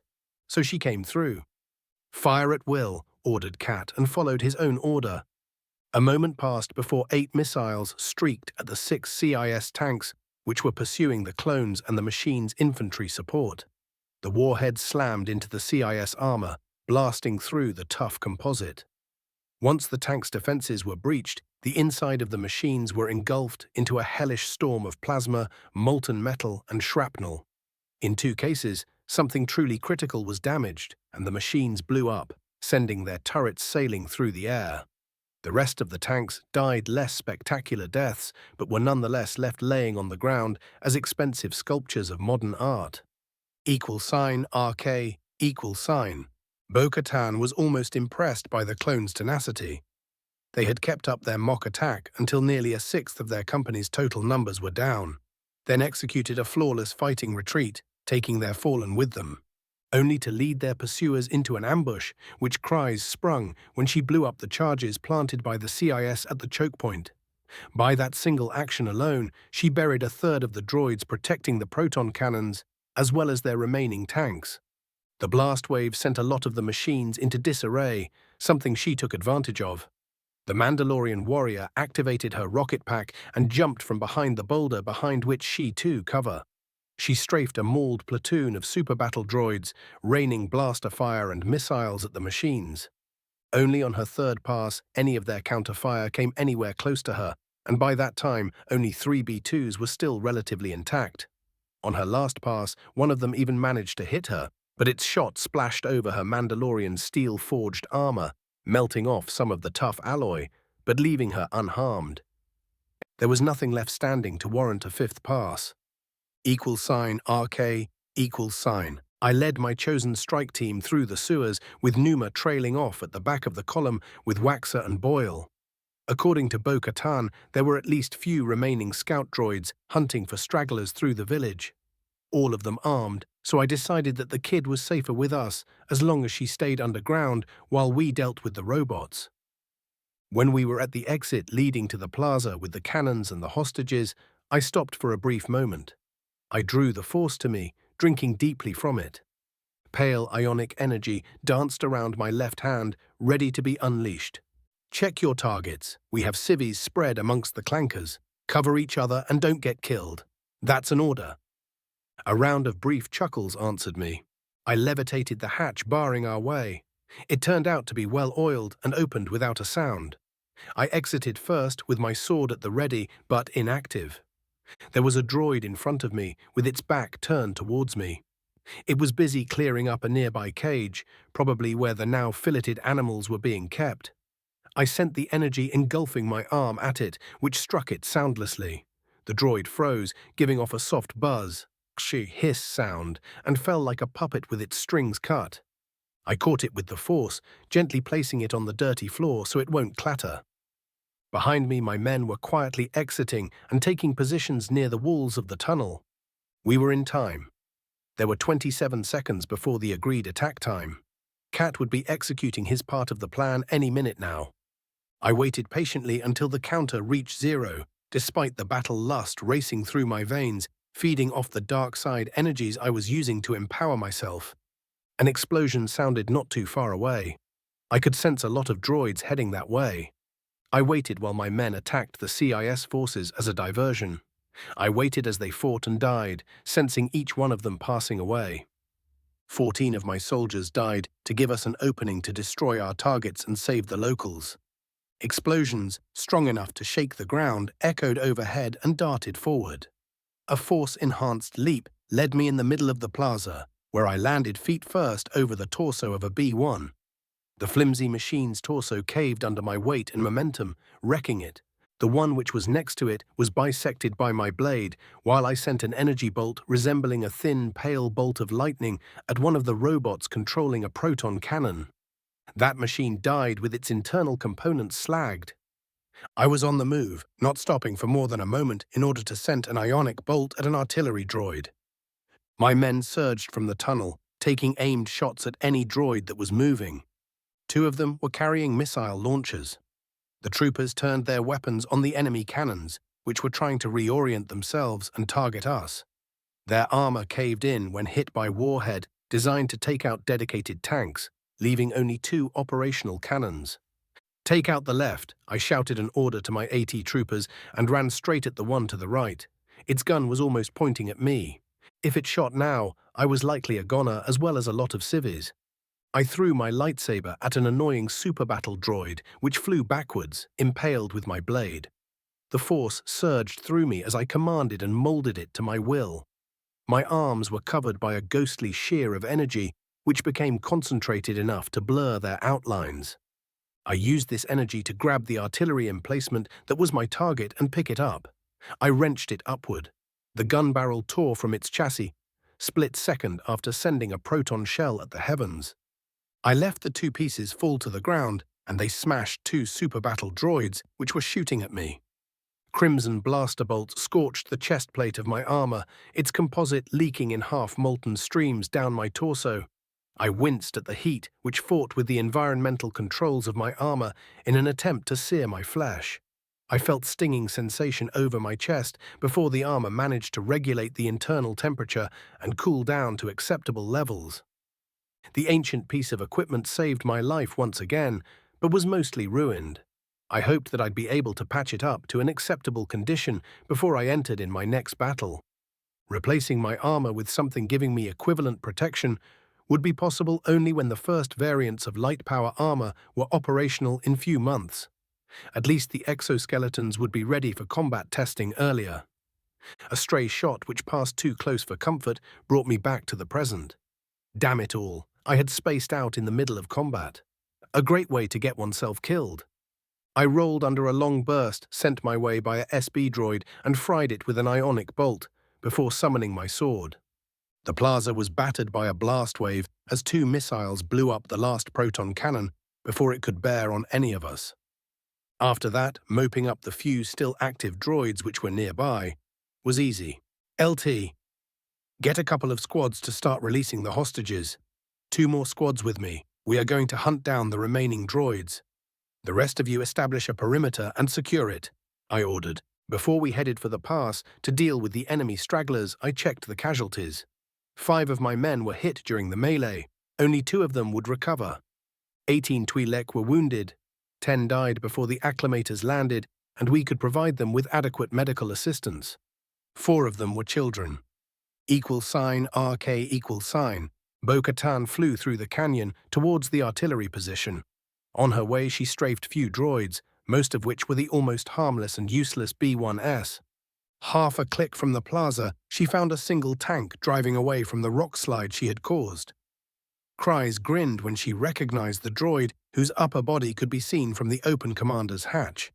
It was the tactical one responsible for the defense of this village. That sick clanker had been irritating her since the moment she met it.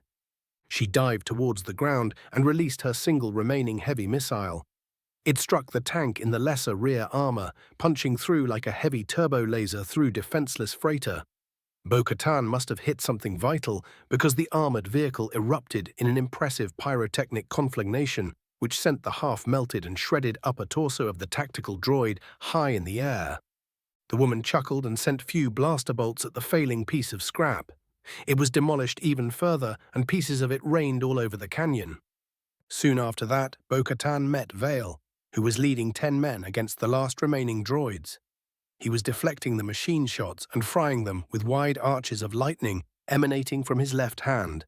No one seeing him at that moment could mistake him for a Jedi. He fought with ferocity that could be envied by many a Mandalorian. She licked her lips and smiled like a predator who had just scented its next meal. Down below, the general stopped his progress and stared straight at her. Bo-Katan smirked. She was going to have so much fun with that clueless man. $RK Torrent Company, Beta Site, Ryloth. Rex ducked under a missile launched by a B-2 droid, which was soon taken down by burst of blaster fire sent its way from 3 clones. One of those men was cut to pieces by the concentrated fire from no less than 15 machines.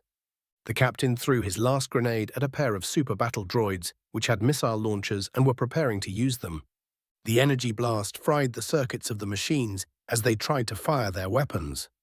One warhead blew up in the barrel of its launcher, making the robot attached to it into so much steel fillings. The other was marginally luckier. Its missile launched clearly and promptly struck a nearby building, tearing up its facade.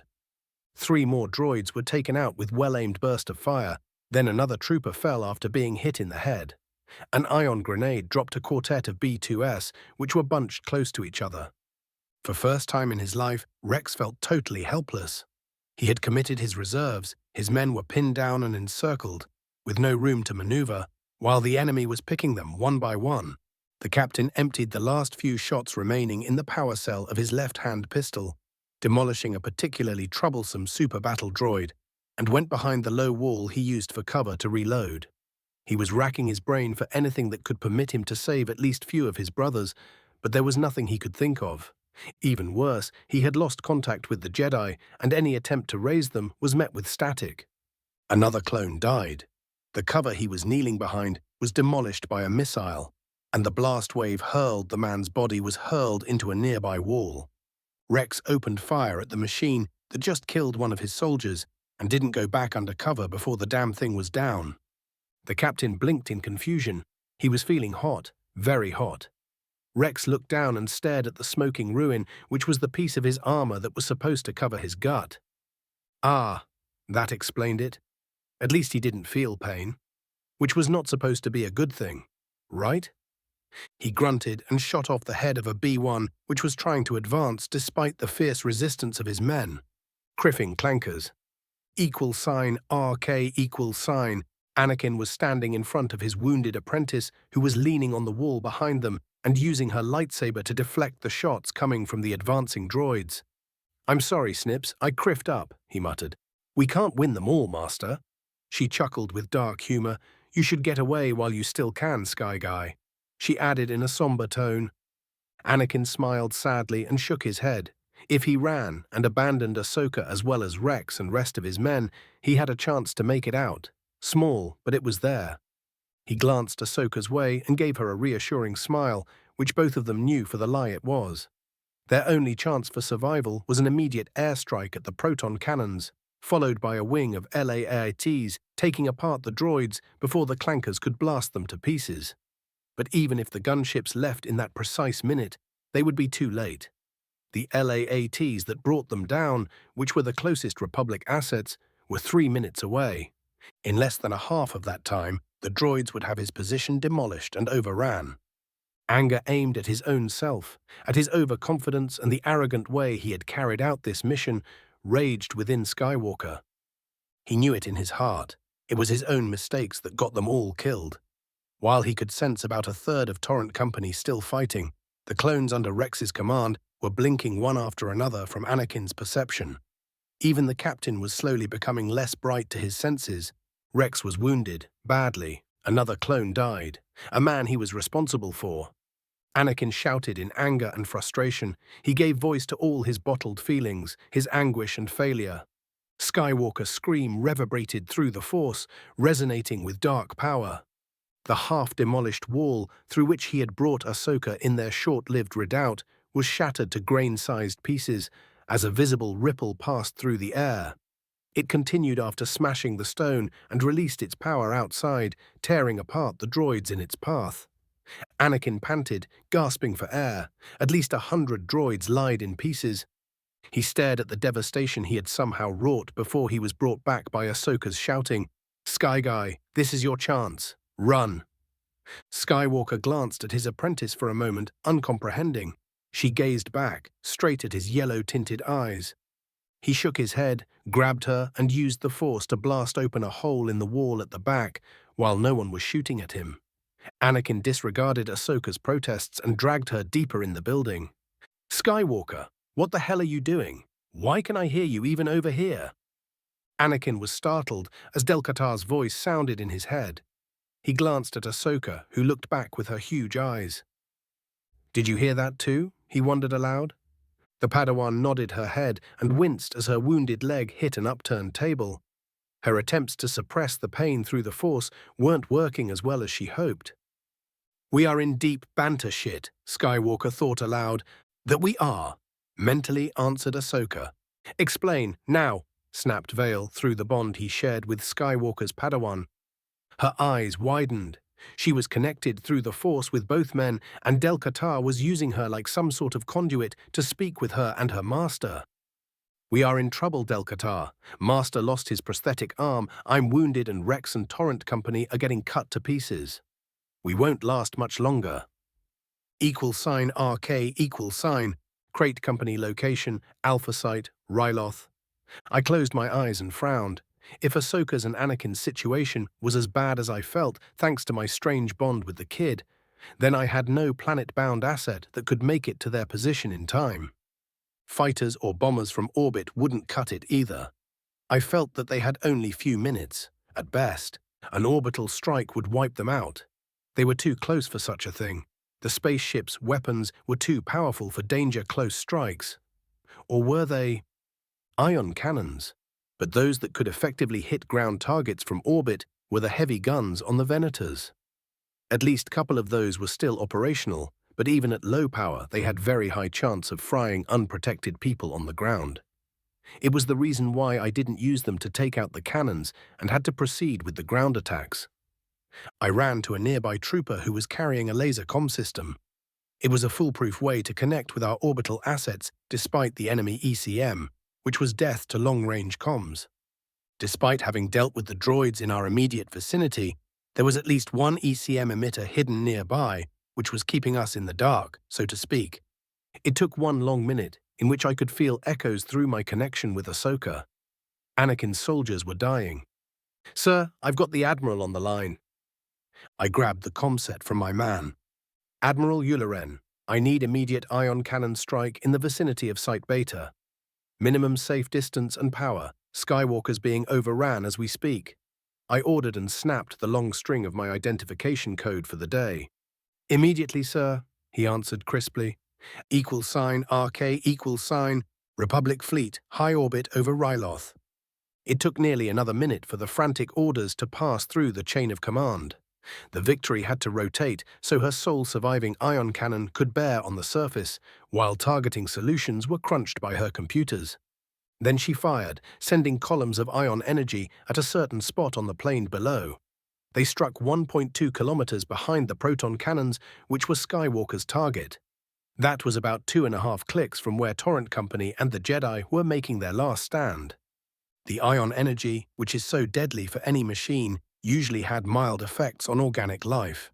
A pulse of a grenade could give a light shock, perhaps cause mild burns. The main cannons of a Venator's were of entirely different league, and while they could dial up and down their power, those weapons were never meant to be fired where an unshielded beings could be hit. A tsunami of ion energy washed over the village. The power surged around and through the buildings, often discharging itself in the form of lightning bolts. Droids burnt and melted, some even exploded. The artillery park was engulfed by an ion storm which shattered the cannons and some of their shells, wiping out everything in the plaza and hundreds of meters around. The Jedi and the remnants of Torrent Company were lucky. The blast wave was stopped by the buildings of the village short of them. Those same dwellings did nothing to even slow down the energy surges, powerful enough to fry an adult humanoid with a single strike. Both clones and droids were electrocuted by torrents of power. Nearby, in a half-demolished building, Anakin sensed a warning screamed at him through the Force. He tossed Ahsoka in nearby corner and jumped over her, covering his apprentice with his body. Skywalker raised over them the most powerful anti-radiation shield he could and prayed to the Force that it would be enough. Bolts of ion energy arched through the house and struck Anakin's barrier. Skywalker felt as if his entire body was on fire, and he screamed hoarsely until he blacked out. 27. Chapter 14, Part 1. Phase 14, Ryloth, Endgame. =RK=. Part 1. =RK=. Medbay assault ship. Courageous, Republic LZ, Ryloth. I was watching as doctors and med droids were working on Anakin. They were cutting charred pieces of cloth and armor off of him. In the room to the right, Ahsoka was being treated for her blaster wounds. Thanks to Skywalker, who had mostly shielded her with his body and force powers, she was only mildly singed. If she had been wearing an armor, she might have gotten away only with mild injuries. That was something we were going to talk about once the docs were finished with her. Next to me, Kenobi was staring with empty eyes at his former apprentice, who was covered with first and second-degree burns. When all was said and done, Anakin got lucky.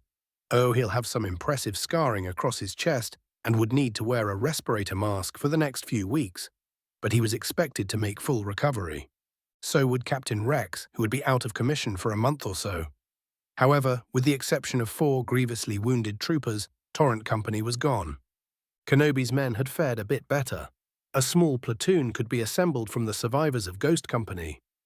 Once they all are back on duty, which would take months and artificial limbs for some of them. All in all, the assault on the artillery positions had turned out to be almost as big a clusterfuck as the space battle. I could scarcely believe it. What in the name of the Force possessed the Jedi to go into battle with only blaster carbines and ion grenades? General Kenobi, walk with me, I said in a tone leaving no room for mistaking my words as anything but orders, and headed to the nearest conference room, where we could speak without someone interrupting us. His head turned slowly my way, and he stared at me for a few seconds before shaking his head and following me. When we were both inside, I manipulated the door panel with the Force, making sure that we wouldn't be disturbed. General Kenobi, I'll read your and Skywalker's AARs when you are able to finish the damn things. Right now, I want to know what the hell were you 2 idiots thinking? You went in carrying only light weapons, I shouted at him, which tore him out of his funk. Obi-Wan winced and lowered his head. 2 companies of the finest men the Republic had, all but destroyed. Tell me, General Kenobi, what were you thinking when you ordered your men to carry only carbines and ion grenades against a numerous, well-entrenched enemy? Now that I had his undivided attention, I spoke quietly. No need to shout any more. We came here to liberate the people of Ryloth, not to demolish their homes, he mumbled. Let me get this straight. You were armed for a peacekeeping action, despite being aware that the CIS would be dug in deep to protect the proton cannons. All because you wanted to keep a few damn buildings safe? I was incredulous. It's the Jedi way, causing wanton destruction, especially on a Republic world. I glared at him and pointed at his apparel. From the moment you put on that uniform, General, you have been a GAR General first and a Jedi second. Your duty is to the Republic and your men. The Jedi's creed is a very distant third. Obi-Wan opened his mouth to say something, but I didn't give him the chance to speak. I slammed a Force-enhanced fist at the table, denting it. Tell me, how many Twi'lek died because you 2 were playing games? If Skywalker had not followed your example, he might have been able to deal with the Confed resistance on the ground. I wouldn't have been forced to call in an orbital strike to clear the last criffing cluster of proton cannons. I hissed. I closed my eyes and took a deep breath. The turmoil that Kenobi was radiating was obvious to anyone with the senses to pick it up. This is war, not a police action or a run-of-the-mill peacekeeping. When you mess around, more people die. The longer any single battle or the conflict as a whole lasts, the casualties became greater. For both sides, not to mention the civilians caught in between. Obi-Wan, if you and the rest of the Jedi can't move from the mindset of a peacekeeper's to that of a general's, you will get more people killed. Either directly by criffing up as you and Anakin did today, and causing the deaths of your men when you criffed up by the numbers, or indirectly, like you did by forcing me to sacrifice the civilians at Site Beta, so we could safely land our main force and proceed with liberating Ryloth. As we speak, more people are dying in the CIS camps. I shook my head. Sometimes people either under your direct command or civilians must be sacrificed so more people can be saved. That goes contrary to everything we are taught as Jedi. To everything we are, exclaimed Obi-Wan. Then you have a decision to make, General Kenobi, I stated in a carefully bland voice. You will either become the leader of men I know you can be, an officer that will be the pride of the Republic's armed forces, a general who does right by his oath and brings as many of his men home alive as possible. Or you will get out of the GAR. That is a choice all Jedi will have to make, sooner than later. We can't afford any more such victories. I pointed at the deck and Ryloth's soil below it. My comm beeped, breaking the moment. I bit off a curse and activated it. I'm listening. Sir, we have holocall from Coruscant. It's the Chancellor and General Valentra. Patch it to Conference Room 3A, I ordered. The holoprojector around which the round table dominating the room was built came to life, showing the blue-tinted images of Palpatine, Valentra, Yularen, Yoda, and that of Ryloth's senator. He was the same man I had ordered arrested for trying to release Grievous under Palpatine's instructions during the hostage crisis on Coruscant. He got away, but not without suffering a serious blow to his power. That man wasn't one of my greatest fans, but so far he's been unable to stir up too much trouble. "Ah, General Vale, what is your progress?" exclaimed Palpatine. He appeared pleased to see me in one piece, which, considering who and what he was, meant nothing. We hold Ryloth's orbit and have annihilated the Separatist fleet, blockading the planet. 1 droid command ship, 2 battleships and 40 munificents were destroyed by our forces, as well as 12,000 Vulture fighters. However, we suffered heavy casualties in order to achieve such a feat. "Excellent work, General." Palpatine smiled at me. It wasn't reassuring in the least. "What is the situation on the ground?" asked Valentra. "Our forces are disembarking, and will proceed with the liberation of Ryloth as soon as that is done." I stated with a blank expression. "However, there are some grim news you all should be aware of." I proceeded to inform them about the slaves we saved in orbit and the camps set up by the CIS. Ryloth's senator started screaming for immediate action, and I could see that Palpi was going to order it. "You have to save those people, General. Consider this an order," snapped Palpatine, faking a look of horror. "The fastest way to finish this campaign will be to capture the capital where Wat Tambor has his command center," I said, calling up a projection of the said city. It was built in on a solid rock spire, surrounded by a kilometers-deep abyss. A siege could go on for months. Palpatine stated the obvious. It was probably what he was hoping for. That would mean that I'll be stuck here for that long. Too bad that I had other plans to deal with it. "My people have suffered greatly. Such a siege will be too much," grumbled the senator. "Plan, have you, General Vale?" asked Yoda.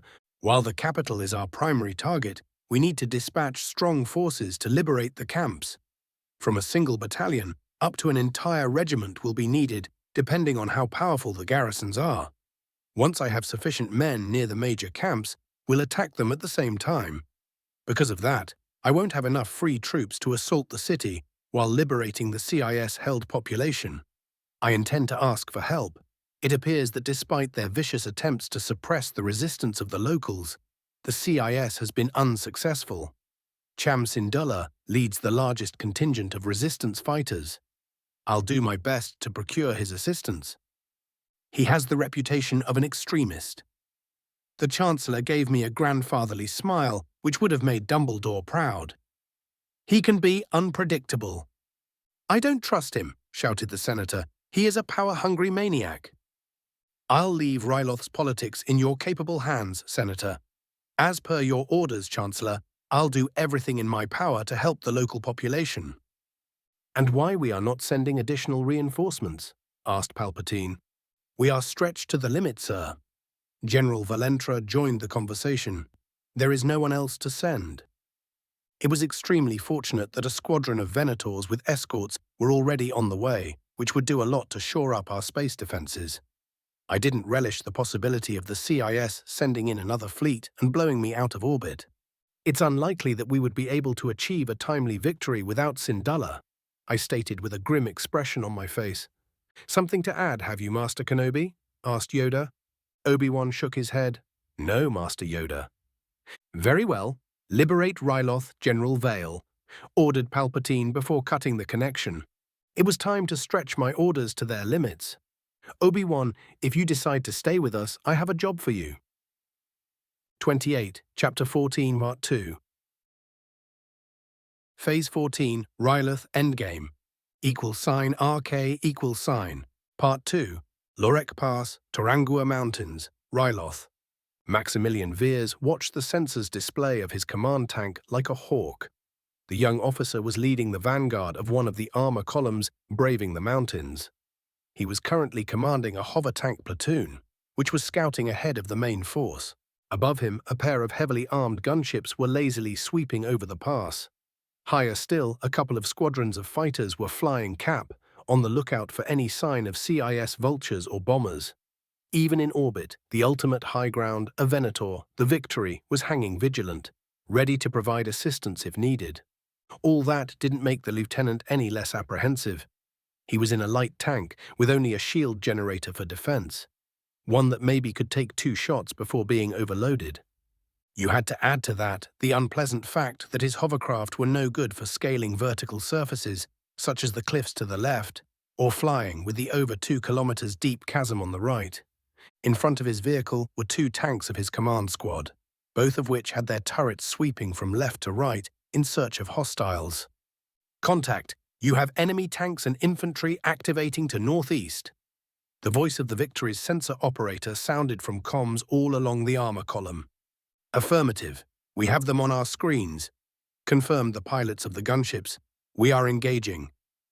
Lieutenant Veers, push the vanguard forward and try to flush out any other surprises the Seps have for us, ordered General Vale, who was riding with a group of a quick response LAATs, which had 2 companies of troopers ready to deploy. Wilco, sir, answered the younger man. You heard the general. We are moving out. I want 500 meters separation between the platoon's elements. The hover tank's engines roared and the light machines darted forward, following the contour of the pass. RK, equal sign. The gunships flew over the mountain's peaks and followed the siren song of the droid's energy emissions. Those 2 LAATs were heavily armed with both missile and rocket pods, as well as rapid-fire lasers mounted under their short wings. The pair appeared over the CIS forces. The Separatist machines were getting out of shallow trenches, where they had waited deactivated for Republic forces to come in range. The lead LAAT released a couple of missiles aimed at 2 tanks, which had gotten out of their hiding holes and were heading into firing positions over the GAR column. The heavy weapons struck the CIS machines from above, drilling effortlessly through their lighter top armor and detonating. The top third of the 2 stricken tanks disappeared into a flash of detonating explosives, and the resulting shockwave obliterated a few B-2 droids which were too close. That first successful strike was followed by the gunships unleashing the rest of their weaponry before they finished their attack pass. Missiles blew up 3 more tanks, while rockets and lances of energy smashed into groups of droids. The initial success of the LAATs was short-lived. The next CIS machine to awake was an AA emplacement, which opened up on the gunships. They were already finishing their strafing run and were able to avoid its initial flak fire. The 2 missiles it sent after them were a different matter. The Republic craft spread out, increasing their speed and turning so they could target the weapon which went after their comrade. One of the LAATs managed to shoot down the missile going after its wingmate before it could connect with it. The fire of the second one missed by centimeters, twin stilettos of green energy passing below and above the CIS weapon. The missile struck the gunship from the side, destroying one engine and heavily damaging the other. The LAAT spun out of control and plowed in the rocky ground.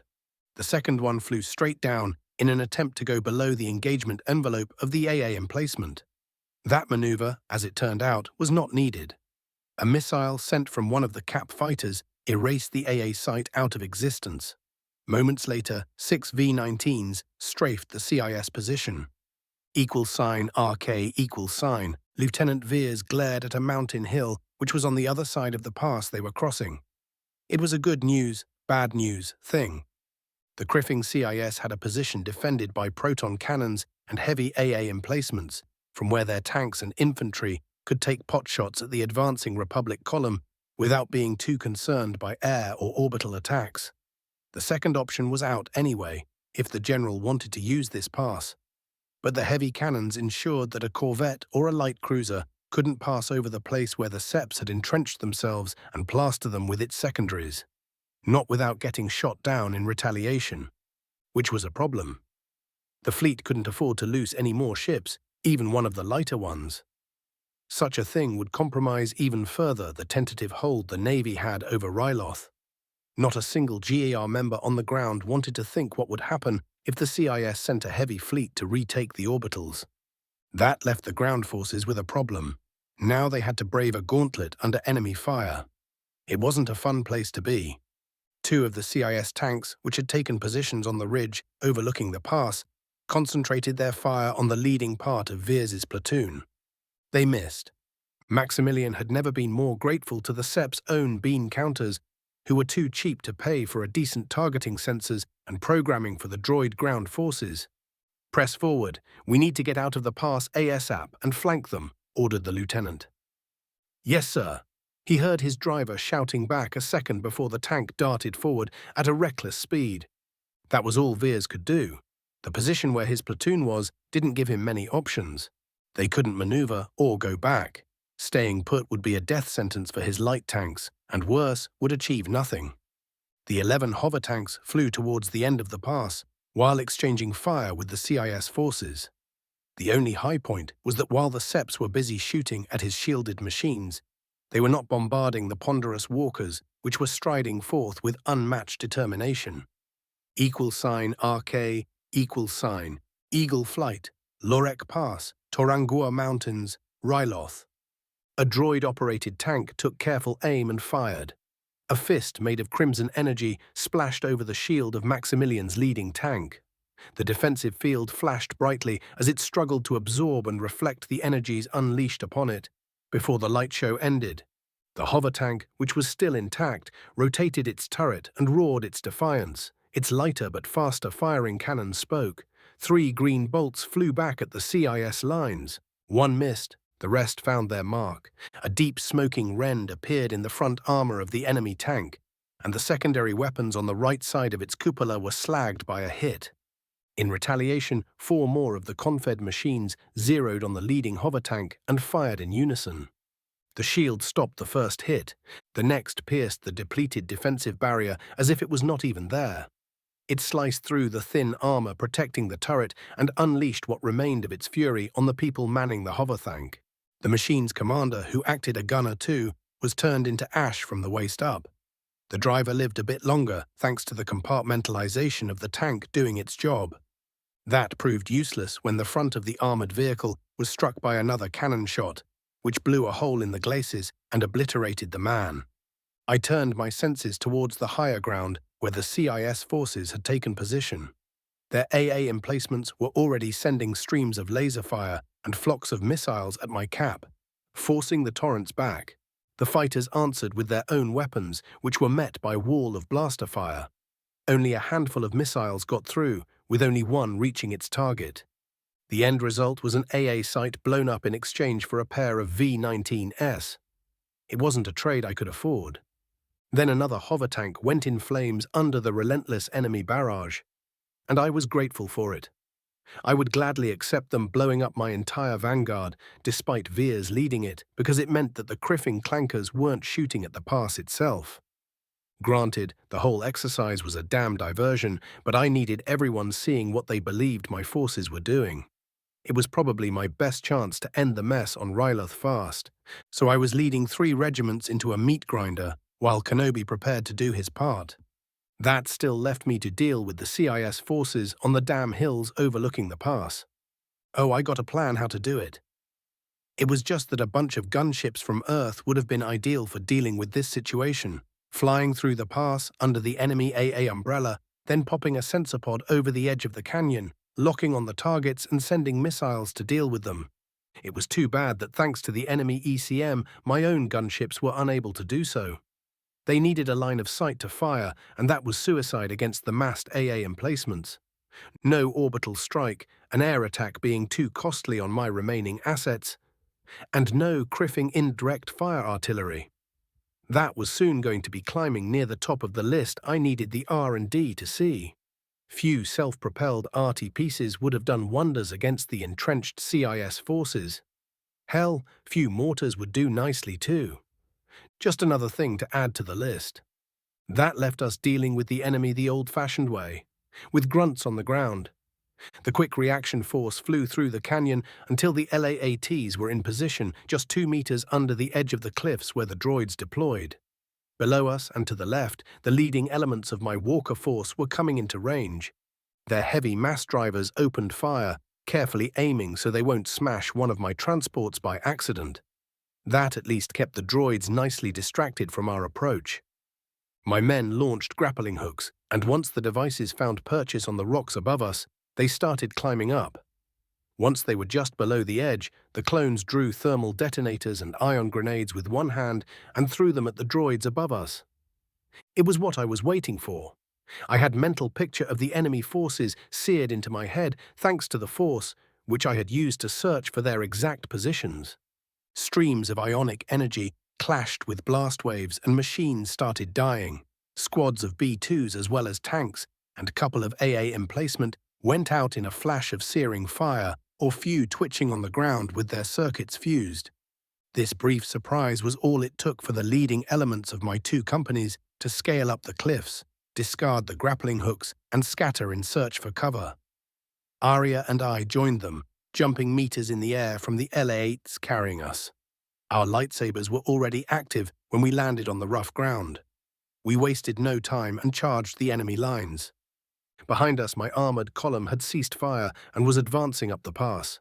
I used my free hand to levitate grenades from my harness and sent them flying at various juicy targets, while blocking the ineffective fire from the droids. I dreaded the day when those things would get their programming straight and start acting as the advanced war machines I remembered from my past. Against them, the assault I was leading would be magnitudes bloodier if successful at all.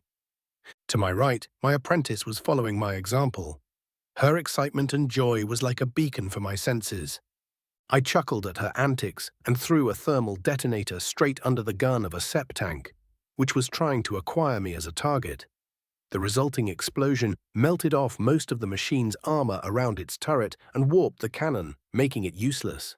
I frowned but didn't allow myself to stop in surprise. The damn weapon was faulty. It should have destroyed the tank, not simply crippling it. The damn thing still had its secondary weapons, which were moving my way. A missile slammed into the tank's weakened armor and blew it up. The second wave were up here and engaging. They were exclusively carrying heavy weapons. The third should be following us within moments. It was just in time, too. The CIS forces were finally straightening out their programming and were counterattacking. The droids, which were acting as individuals when we surprised them, were engaging us as a unit, with B-2S and tanks engaging us in well-coordinated manner. The local CIS commander had re-established control. Joy. I ducked under a cannon shot. The bolt of concentrated energy passed over my head, and I rolled over the rocky ground. A repeating blaster stitched a line of smoking craters where I was a second ago. Arya drew the weapons operator, a B-1, towards herself and sliced it in two without slowing down. Then she vaulted over a boulder and landed amidst a squad of super battle droids. Her blade danced around her armored body, leaving pieces of glowing metal in its wake. My roll ended near an AA position. I threw my last thermal detonator into it before making myself scarce. A geyser of dirt and flames erupted behind me. $RK =. Arya was grinning as she charged through the CIS lines. The Force sang in her ears, and the apprentice grabbed it and forced it to follow her directions. She felt more powerful than ever, and more importantly, Arya felt in control. She was no longer just an ill-taught pawn whose lot in life was to be used and discarded. The Sith apprentice twisted the Force flowing through her veins and sent a bolt of lightning at a quartet of super battle droids. Their well-polished armor shone under the onslaught, but did nothing to slow down the stream of energy that fried their internal components. 4 metal sculptures fell to the ground, while Arya's attention was redirected to her next prey. She ran at a speed which should have been impossible for a member of her species, avoiding the desperate fire from the secondaries of a CIS tank. Arya vaulted over the last-ditch defensive fire of her target and landed on its side. Her glowing blade sliced through the weapon's barrels. Then she jumped down and rolled under the tank, which was suspended over the ground by its repulsors. She slammed her blade into the flat armor of the machine and started cutting away through it. That gave her few calm seconds to think. The last couple of days were the best in her short life. It was a radical shift from what she knew from her brief time with the people who had made her. For them, she was just a one-use weapon, to be unleashed and forgotten about. Her master was different. Once he had finally found the time to give her, and what was with all that boring waiting anyway? He made her feel important, unique, as if she actually mattered, and that was something she had trouble believing. She was weapon with a single purpose. Or so she had been led to believe. For the ones who created her, she was just as disposable as the droids she was fighting now, or the clones were for the Republic. That had been something she had been able to sense even then, hours after being released from the cloning cylinder. She had been all right with that. She had no reason for existing then, no purpose. They gave her one, and she had been grateful for that. Now Arya knew it for the lie it was, all of it. Now she was being trained to use the Force right, as a real Sith should, not like the confed fools who trained her for her one-way mission. She smiled wickedly as her lightsaber finished cutting through the tank's armor. Arya threw away the slab of metal barring her way, as well as the droid crew of the tank, after taking them apart. She took a long look inside, and then she used the Force to manipulate the machine's controls. As Arya took aim and opened fire on an AA emplacement, a content smile appeared on her face. Her master's teaching were helping become her own person, not just a disposable copy. Slowly but surely, the Force was setting her free. F. 29, Chapter 14, Part 3. Phase 14. Ryloth Endgame. =RK=. Part 3. 200 kilometers northeast of Lesu, Ryloth. Bo-Katan was flying over a rocky desert, riding a speeder bike, which she had borrowed from the GAR forces. She had been contracted by the Republic General to find out the location of the local resistance leader, Cham Syndulla, who had his hideout somewhere in the desert surrounding the capital city. The bleak brown landscape around the Mandalorian woman was littered with the burned-out hulks of CIS landing ships, shattered droids, and the burned-out frames of vehicles used by the Ryloth security forces, which had made a futile effort to stop the Confed army. This was the region where the man she was seeking operated. Thanks to her short time as a mercenary for the CIS, Bo knew where to start the search for her quarry. She hid her ride into the twisted ruin of a crashed transport and patiently waited. That in turn gave her some time to think about her situation. Bo-Katan was in a bind. She simply couldn't refute that man's arguments. Because of her leader's orders, the Death Watch was liable to be painted in the same light as the CIS, as a bunch of slavers and common murderers, and many within the organization's ranks would revel in receiving such reputation. Was that what the Mandalorians were seen as by everyone outside their culture? What she believed in was that her people were honorable warriors, the best the galaxy has ever seen. That was what they should strive for once their thin veneer of pacifism was lifted. Kryze sat on the warm sand, partly burying the wreck she was using as cover, and frowned. Bo had the nagging feeling that what she wanted for her people and the aims of the Death Watch might not be the same. Then there was her loyalty to Vizsla. It was one of the rare times she didn't know what to do. =RK=. Republic Cruiser Requiem. Task Force Retribution Flagship. High orbit over Ryloth. In one of the cavernous hangars of the Venator, Kenobi was attending a meeting, in which Vale's plan to resolve the situation on Ryloth was fleshed out.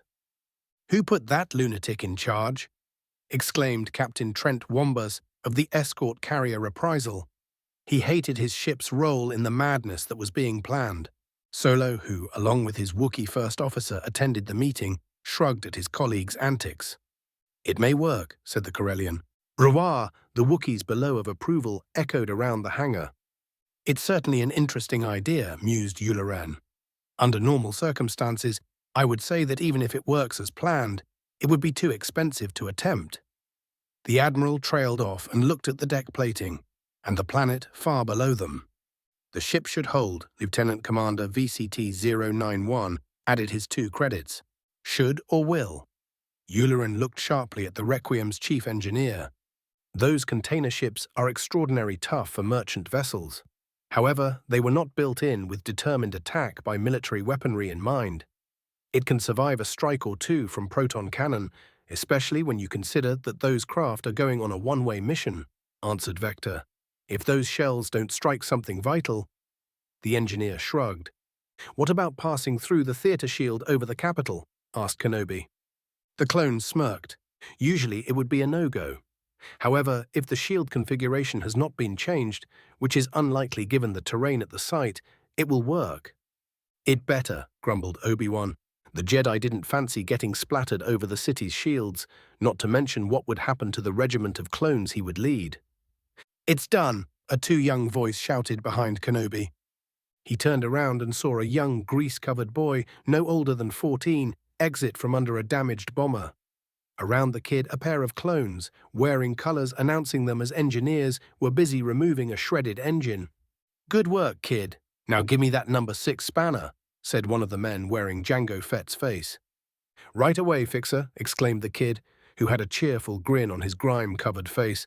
Since when do we have children fixing our ships? Asked the Jedi, since the general found himself an apprentice who happens to be a genius with everything mechanical. Deadpanned Vector. Say what? Exclaimed Kenobi.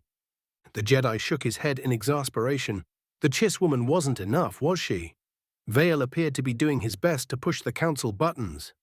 Obi-Wan knew that the Jedi Masters wouldn't be thrilled to learn that Del-Katar had taken second apprentice. The fact that the woman who led the attack on the temple was not only under Vale's protection, but his student was bad enough, but this. They would believe that Del-Katar was corrupting the kid, despite the fact that Kenobi was sensing no darkness from the boy. What criffing mess. =RK = 200 kilometers from Lesu, Ryloth. Bo-Katan's musings were interrupted when a platoon consisting of B-1 and super battle droids marched past her hiding place. From the machine's chatter, it became clear that they were searching for a missing patrol. Undoubtedly one that had ran afoul of the resistance fighters. She smirked, splendid. Those tin cans would lead her straight to her quarry. Kryze let them pass and stalked after the droids.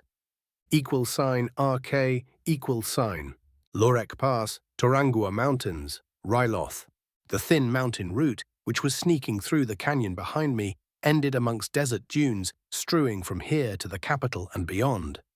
Veer's surviving tanks were moving out to screen the advance of the Walker column, which was still a kilometer behind us.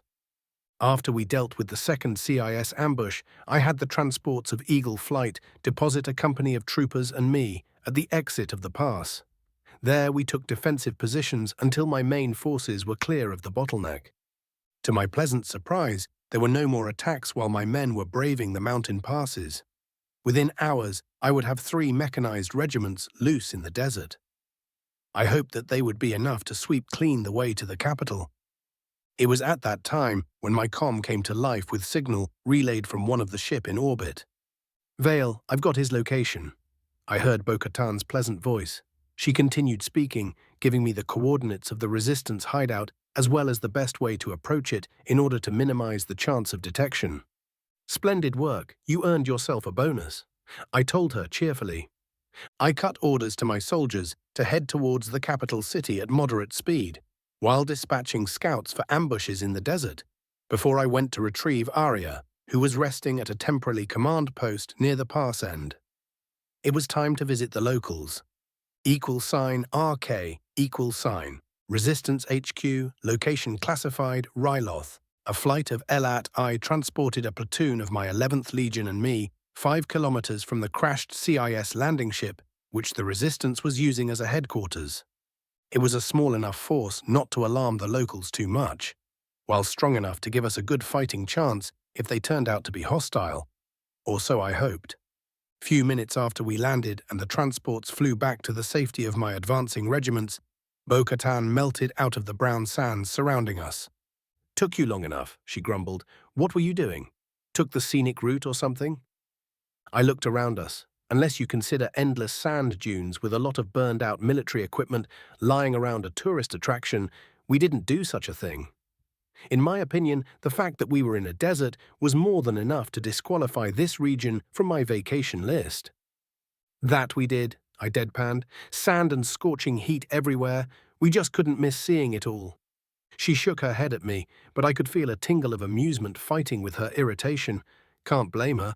I would be in even a worse mood if I had to sulk around the desert for a day or so in a search for the bloody Resistance. This way. Bo-Katan waved us to follow her. Try not to move like a bunch of toy soldiers on a parade, she added. It was my men turned to grumble. They didn't appreciate being bad-mouthed by what they believed to be an ordinary merc. Children, play nice. We have a job to do. I said aloud. Cries glanced my way and muttered something too quiet for me to hear. Nothing flattering, I bet. It took us nearly 2 hours to sneak to the Resistance hideout. It was slow but easy task when I could sense their sentries from a long way off. We were few, about 150 meters from the entrance to the hideout, which was through the busted landing bay doors of a CIS landing ship. I made a sign to my men to hold their position and waved to Bo-Katan to follow me. I would have preferred to execute this exercise with at least a couple of companies at hand and preferably few SF teams ready for action, but my transport units were tasked to capacity. All in the name of a deception I hoped would win me Ryloth with minimum casualties from my men. I removed my helmet and walked towards the entrance. I could hear shouts of surprise and distress. The locals found out that their perimeter was breached without them noticing. The sentries we bypassed would have some pointed questions to answer, the unfortunate sods. Hi there, folks. I waved at a pair of Twi'lek males who ran out of the wreck with blaster rifles pointed my way. I'm here to see General Syndulla. Be nice chaps and go fetch him. I said it all with nonchalant smile on my face. Bo-Katan, who was to my right, was staring at me. No doubt she was wondering what the hell was I doing. The men looked at me, then at each other and ran back in. I beamed at Cries, who was scowling at me under her helmet. I can't believe that worked, she muttered. Lucky bastard. Dominating the minds of weak-willed people had always been handy for the Force adepts who knew how to do it. Few minutes and a couple of squad of sentries who had come near my men taken into custody. Later, a tired-looking, orange-skinned Twi'lek came out. He was accompanied by 20-odd men and women who were carrying a diverse assortment of blasters. They all looked worse for the wear. The group had a sense of exhaustion around them. Syndulla looked at me with a stare I've seen before, on men and women who had seen too many horrors on the battlefield and were close to breaking. I was well aware that all the resistance had managed to do is merely inconvenience the Seps in their race to ship as many locals as possible to the slave markets controlled by the Hutts. The failure to do more than saving a few of his people was taking its toll on the resistance fighters. You found us, stated Syndulla. So the Republic finally deigns to notice our pleas? He looked at the dunes around us, which were nested within deep shadows. General Syndulla, I said aloud, I came here to make you an offer. Is that so?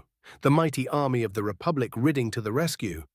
Or are you another bunch of overlords who come to place us under the yoke? He glared at me. Look around us. Thousands of my men lie buried on these plains. Do you know why, Republic? I rolled my eyes. It wasn't the diplomatic thing to do. However, I've never been particularly good when dealing with local resistance fighters, especially those that were supposed to be on my side. I probably was biased, but in my experience, they usually were more trouble than they were worth. At least those on non-imperial worlds during the last war. I'm sure you'll enlighten us, General. I managed to say it with neutral tone. I think that the use of the dark side was affecting me a bit. Was I getting arrogant, or perhaps I was just biased against most people of this day and age? When the droids came, we were alone, unarmed. We were going to surrender, but they came with tanks and tried to ground us down or place a slave collars on our necks. Where was the Republic when we needed it? He glared at me. Millions of my people were taken, and now you come. Yeah, he was right. During this war, the Republic had failed the very reason it existed, providing security to its member worlds. When all was said and done, the economic benefits were always secondary. Or they were during my time. Then at least the Republic worked, however badly. Ironically, if it was not for the so-called Sith Sidious, who arranged the creation of the GAR, it would be ripe for the taking. Hell, it was anyway. The army was already stretched to the breaking point. It will be months until Kamino could have enough clones ready so the line could be held with any certainty. Perhaps even longer until the new recruits, which were enlisting by the freighter load, could be ready for battle. Two things could stop the GARs from collapsing in the next few months. Palpy's meddling with the CIS strategic planning, because of which the Confed armies had almost ran out of steam, and will need to stop their major offensives for at least a couple of months. And if everything went without further problems, Corellia's entrance in the war on our side. All that would give me time to consolidate my power base and put few plans in motion. If I was able to wrap the mess on Ryloth soon, that is. You have a decision to make, General. You can let your grievances get the better of you and continue irritating the CIS while they enslave your people, at best. Or you can help me liberate them. The only reason more of your people are not shipped to the huts as we speak is my fleet in orbit. The same fleet which paid a terrible price in blood and ships to kick the Separatists' navy out of this star system. I looked him in the eyes. I have a 200,000-strong army on the ground. Those men are the best chance your people have. What will it be, General Syndulla? =RK Lesu Ryloth. Wat Tambor glared at the hollow image of Count Dooku. He had requested reinforcements, which were to break through the Republic Navy in orbit and allow him to save his skin. Denied, snapped the Sith Lord. We are trapped on the ground. The Republic have parked a pair of cruisers overhead. I can't leave Ryloth, protested Tambor. You lost a full fleet. In what should have been an ambush for the Republic forces, fumed Dooku. Your stunt at Ryloth already cost us dearly. Minutes ago, Corellia announced that they are joining the war, on the Republic side. After your strategic blunder, we no longer have the forces at hand to easily crush our enemies. Now, instead of short, victorious war, we are looking at one of attrition. The Count's glare made Tambor shake in fear. You will start bombing all settlements in range of our forces on Ryloth. The Republic's victory there must be a hollow one. Dooku took a deep breath. At the moment, there are no forces to spare for your misguided adventure, Tambor. I will not weaken another front to save your worthless hide. The Sith Lord turned his head to the right, where a tactical droid was holding a hollow emitter in front of Tambor. Follow my orders, growled the one-handed man, before cutting the connection. Far away from Ryloth, Dooku pondered his situation. He had his hands full. After his not brief enough visit to the Jedi Temple, he had to re-establish his power base within the Confederation. The madness that Tambor had somehow hatched would hound them for years to come. It was almost as bad as the fiasco on Coruscant. He growled, and strands of darkness whipped around him as dark side-fueled fury festered within his heart. Once he got his hand on the fools who had botched the Coruscant raid, he would keep them screaming for a long time. The only bright light in the end of the hyperspace tunnel was that thanks to the reinforcements the Republic was rushing to Ryloth, the CIS would be able to take control over few contested planets. Back on Ryloth, Tambor stared at the tactical droid who refused to follow his orders. He looked at the heavens, where the Republic cruisers were waiting.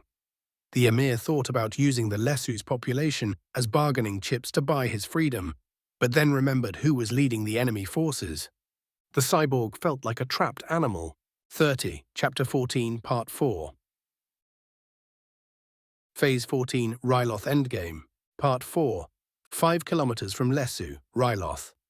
I was riding in a command walker with General Syndulla and a group of clone officers who were helping me plan the assault of the capital. We were even patched to Coruscant, so Senator Taff and by extension the Chancellor could be aware of our intentions. That had resulted in an amusing verbal sparring match between the resistance leader and the politician who was supposed to represent Ryloth. Of course, it was all a giant deception, just in case Palpy was feeding the local separatist forces real-time intel on my plans. Only my men in orbit and I were aware of the scope of the trick I was trying to pull off. For everyone with actual combat experience or a bit of military sense, attacking the capital with 3 mechanized regiments and few hundred locals as auxiliary would look like an expensive suicide attempt. By my most conservative estimates, there were at least 100,000 droids defending the city. More than enough to destroy my few regiments if I attacked them head-on. According to the intelligence I had, there was supposed to be only a quarter of that number in Lesu, but I didn't trust those numbers. That city was the most important place on the planet as far as the CIS was concerned, at least while Tambor, who had the droid army deactivation codes, was there and in one piece. My plan should work even if that bastard bought the farm, but in such a case, the casualties my men were going to suffer would be astronomical. "We need to seize the plasma bridge. It's the only way to pass through the city shields without a prolonged siege," said Syndulla. He was looking at a tactical map representing the capital. On it could be seen many angry red designations, each of which was showing known enemy positions. That didn't even include the anti-personnel turrets that lined the city walls. There were few hundred of those things. Another problem was the proton cannons hidden in the city. They would cripple any ship overflying the city from anything lower than high orbit. Those weapons and the theater shield covering the capital made the CIS commanders within Lesu confident that they could hold for a long time. I planned to dissuade them from that notion. "Let's hope that the separatists believe that too," I muttered. The resistance leader gave me a sidelong glance.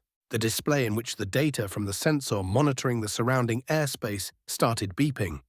Everyone's heads turned that way. "So it begins," I muttered. =RK =, escort carrier retaliation 500 kilometers from Lesu, Ryloth. On the bridge of the modified container ship, Joel Solo grinned like a maniac. He was given command of the ship after her previous skipper, a volunteer civilian, had refused to execute what he saw as a suicide mission. The Corellian scoundrel jumped at the chance to take command of the carrier. It was just too bad that he was about to wreck this one too. In front of his craft, the last escort carrier in the Republic fleet over Ryloth was plunging through the atmosphere at a dangerous velocity. Its shields were glowing white in an attempt to disperse the heat generated by the re-entry. Soon enough, that would be the least problem for that ship. Reprisal was flying with only a pair of clones on her helm. They had volunteered for the task. If those men were lucky, they might even make it to the special escape pod mounted next to the bridge. Reprisal was flying as a shield for retaliation, which carried 2 clone regiments led by General Kenobi. The former container ships forced their way through the atmosphere fast enough to shred their shields into tatters. The twin craft's bows started glowing red from the molecules of air hitting their hull. The escort craft roared through the heavens, on a course leading straight towards the capital.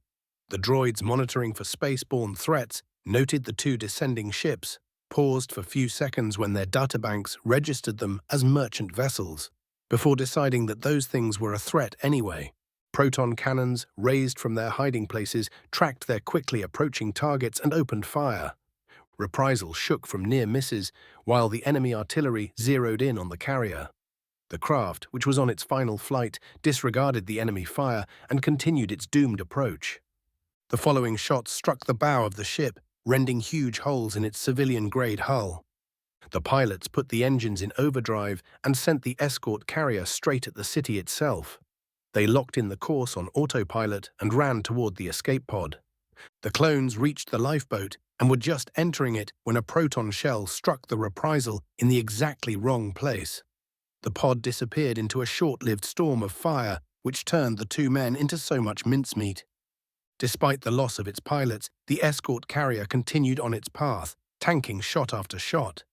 She reined behind, pieces of her fuselage, which were torn away by enemy fire, yet she continued doing her duty. The ship's course had been painstakingly calculated, so even if she was destroyed, her pieces would rain all over the shielded city, providing cover for her sister ship. 200 kilometers over Lesu, Reprisal was hit one too many times and she blew up. Yet most of her mass had too much momentum and continued tumbling on the same vector. Flaming pieces of the destroyed ship rained all over the shield protecting the capital. It was like a barrage of shooting stars, which intercepted the majority of the artillery fire aimed at the retaliation. The second carrier flew through the air in a shroud of flaming atmosphere.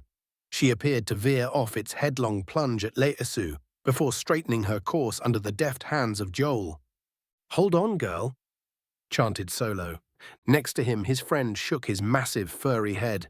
"Rarfa," protested the Wookiee, when Joel suddenly guided the refitted transport straight at the ground. "No worries, buddy. I know what I'm doing," answered the Corellian.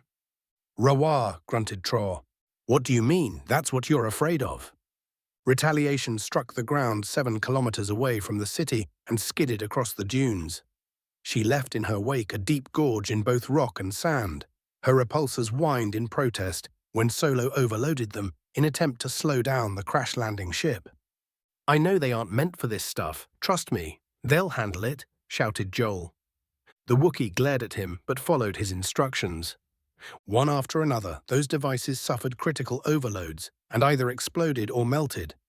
But they did the job the Corellian forced them to do. The escort carrier, which was skidding across the ground, slowed down enough to pass through the theater shield instead of smashing into it. The forward section of the ship went over the deep chasm surrounding the capital, creating an artificial bridge over it. Retaliation's nose struck Lesu's wall hard enough to shatter a part of it, obliterating the nearby anti-personnel turrets. =RK=. 4 kilometers from Lesu, Ryloth. I stared at the camera feed in awe. That crazy Corellian pulled it off. "All units, this is General Vale. Execute Trinity now. I repeat," I ordered, using one of the comms, which was tuned on so it can transmit to all of my forces on and above Ryloth. "Get us to the Retaliation ASAP," I told our driver before smiling crookedly to Syndulla. "You are all insane," he declared. "You know the alternative, General Syndulla. Months-long siege in which the Force only knows how many people will die. Now we have a bridgehead into the city, and if we move fast enough, we'll be able to keep it open." I nodded towards the holomap showing my forces all over the planet. There could be seen the signs of regiments attacking the 10 biggest camps, holding the local population captives. That was a necessary sideshow. While the actions of that part of my forces was important, it was little more than diversion. A swarm of green dots rising from our primary LZ could be seen on the plot. All of them were heading towards the capital. Those were LAATTT carrying another mechanized regiment, with the rest being transport variants chock full with heavy infantry. We needed to not only keep our bridgehead open, but if possible strike deeply in the city. My orbital assets had noted the location of the enemy proton cannons. Once those were taken out, I had 2 acclimators full with fresh troops ready to deploy. If we could neutralize the theater shield, then those men could land directly in the city. =RK=. Retaliation's landing site, Lesu, Ryloth. "By the Force, it worked," exclaimed Kenobi. The carrier had been shaking in such a way that all of them thought that she was about to fly apart, thanks to Solo's insane piloting. But the Corellian came through for them. The capital's defensive shell was cracked. It was time for Obi-Wan to make up for his terrible decision during the initial phase of the landings. "Blow up the charges, we are going in," shouted Kenobi. The clone sergeant sitting next to him just nodded and pressed a button on his left arm guard. That was a scene repeating itself in each surviving cargo container on the Retaliation. Shaped charges detonated, cutting through the thin sheets of metal which had protected the clones during the descent. With their path blown open, 2 regiments of infantry surged out of the escort carrier, leaving behind nearly a battalion wounded or dead, suffered from the few proton shells which hit their ride during its re-entry. Whole companies armed with heavy weaponry converged to the sides of the ship and opened fire on all threats in sight. The anti-personnel emplacements covering the wall answered with crimson beams of concentrated death and managed to scythe down 19 clones before being silenced forever under a storm of heavy blaster fire and repeated missile strikes. Kenobi was the first to run up to the nose of the ship and jump into the city. He landed on a rubble-covered street with a smile on his face.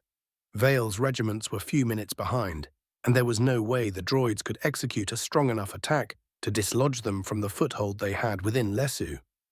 Besides, the machines would have other things to worry about too.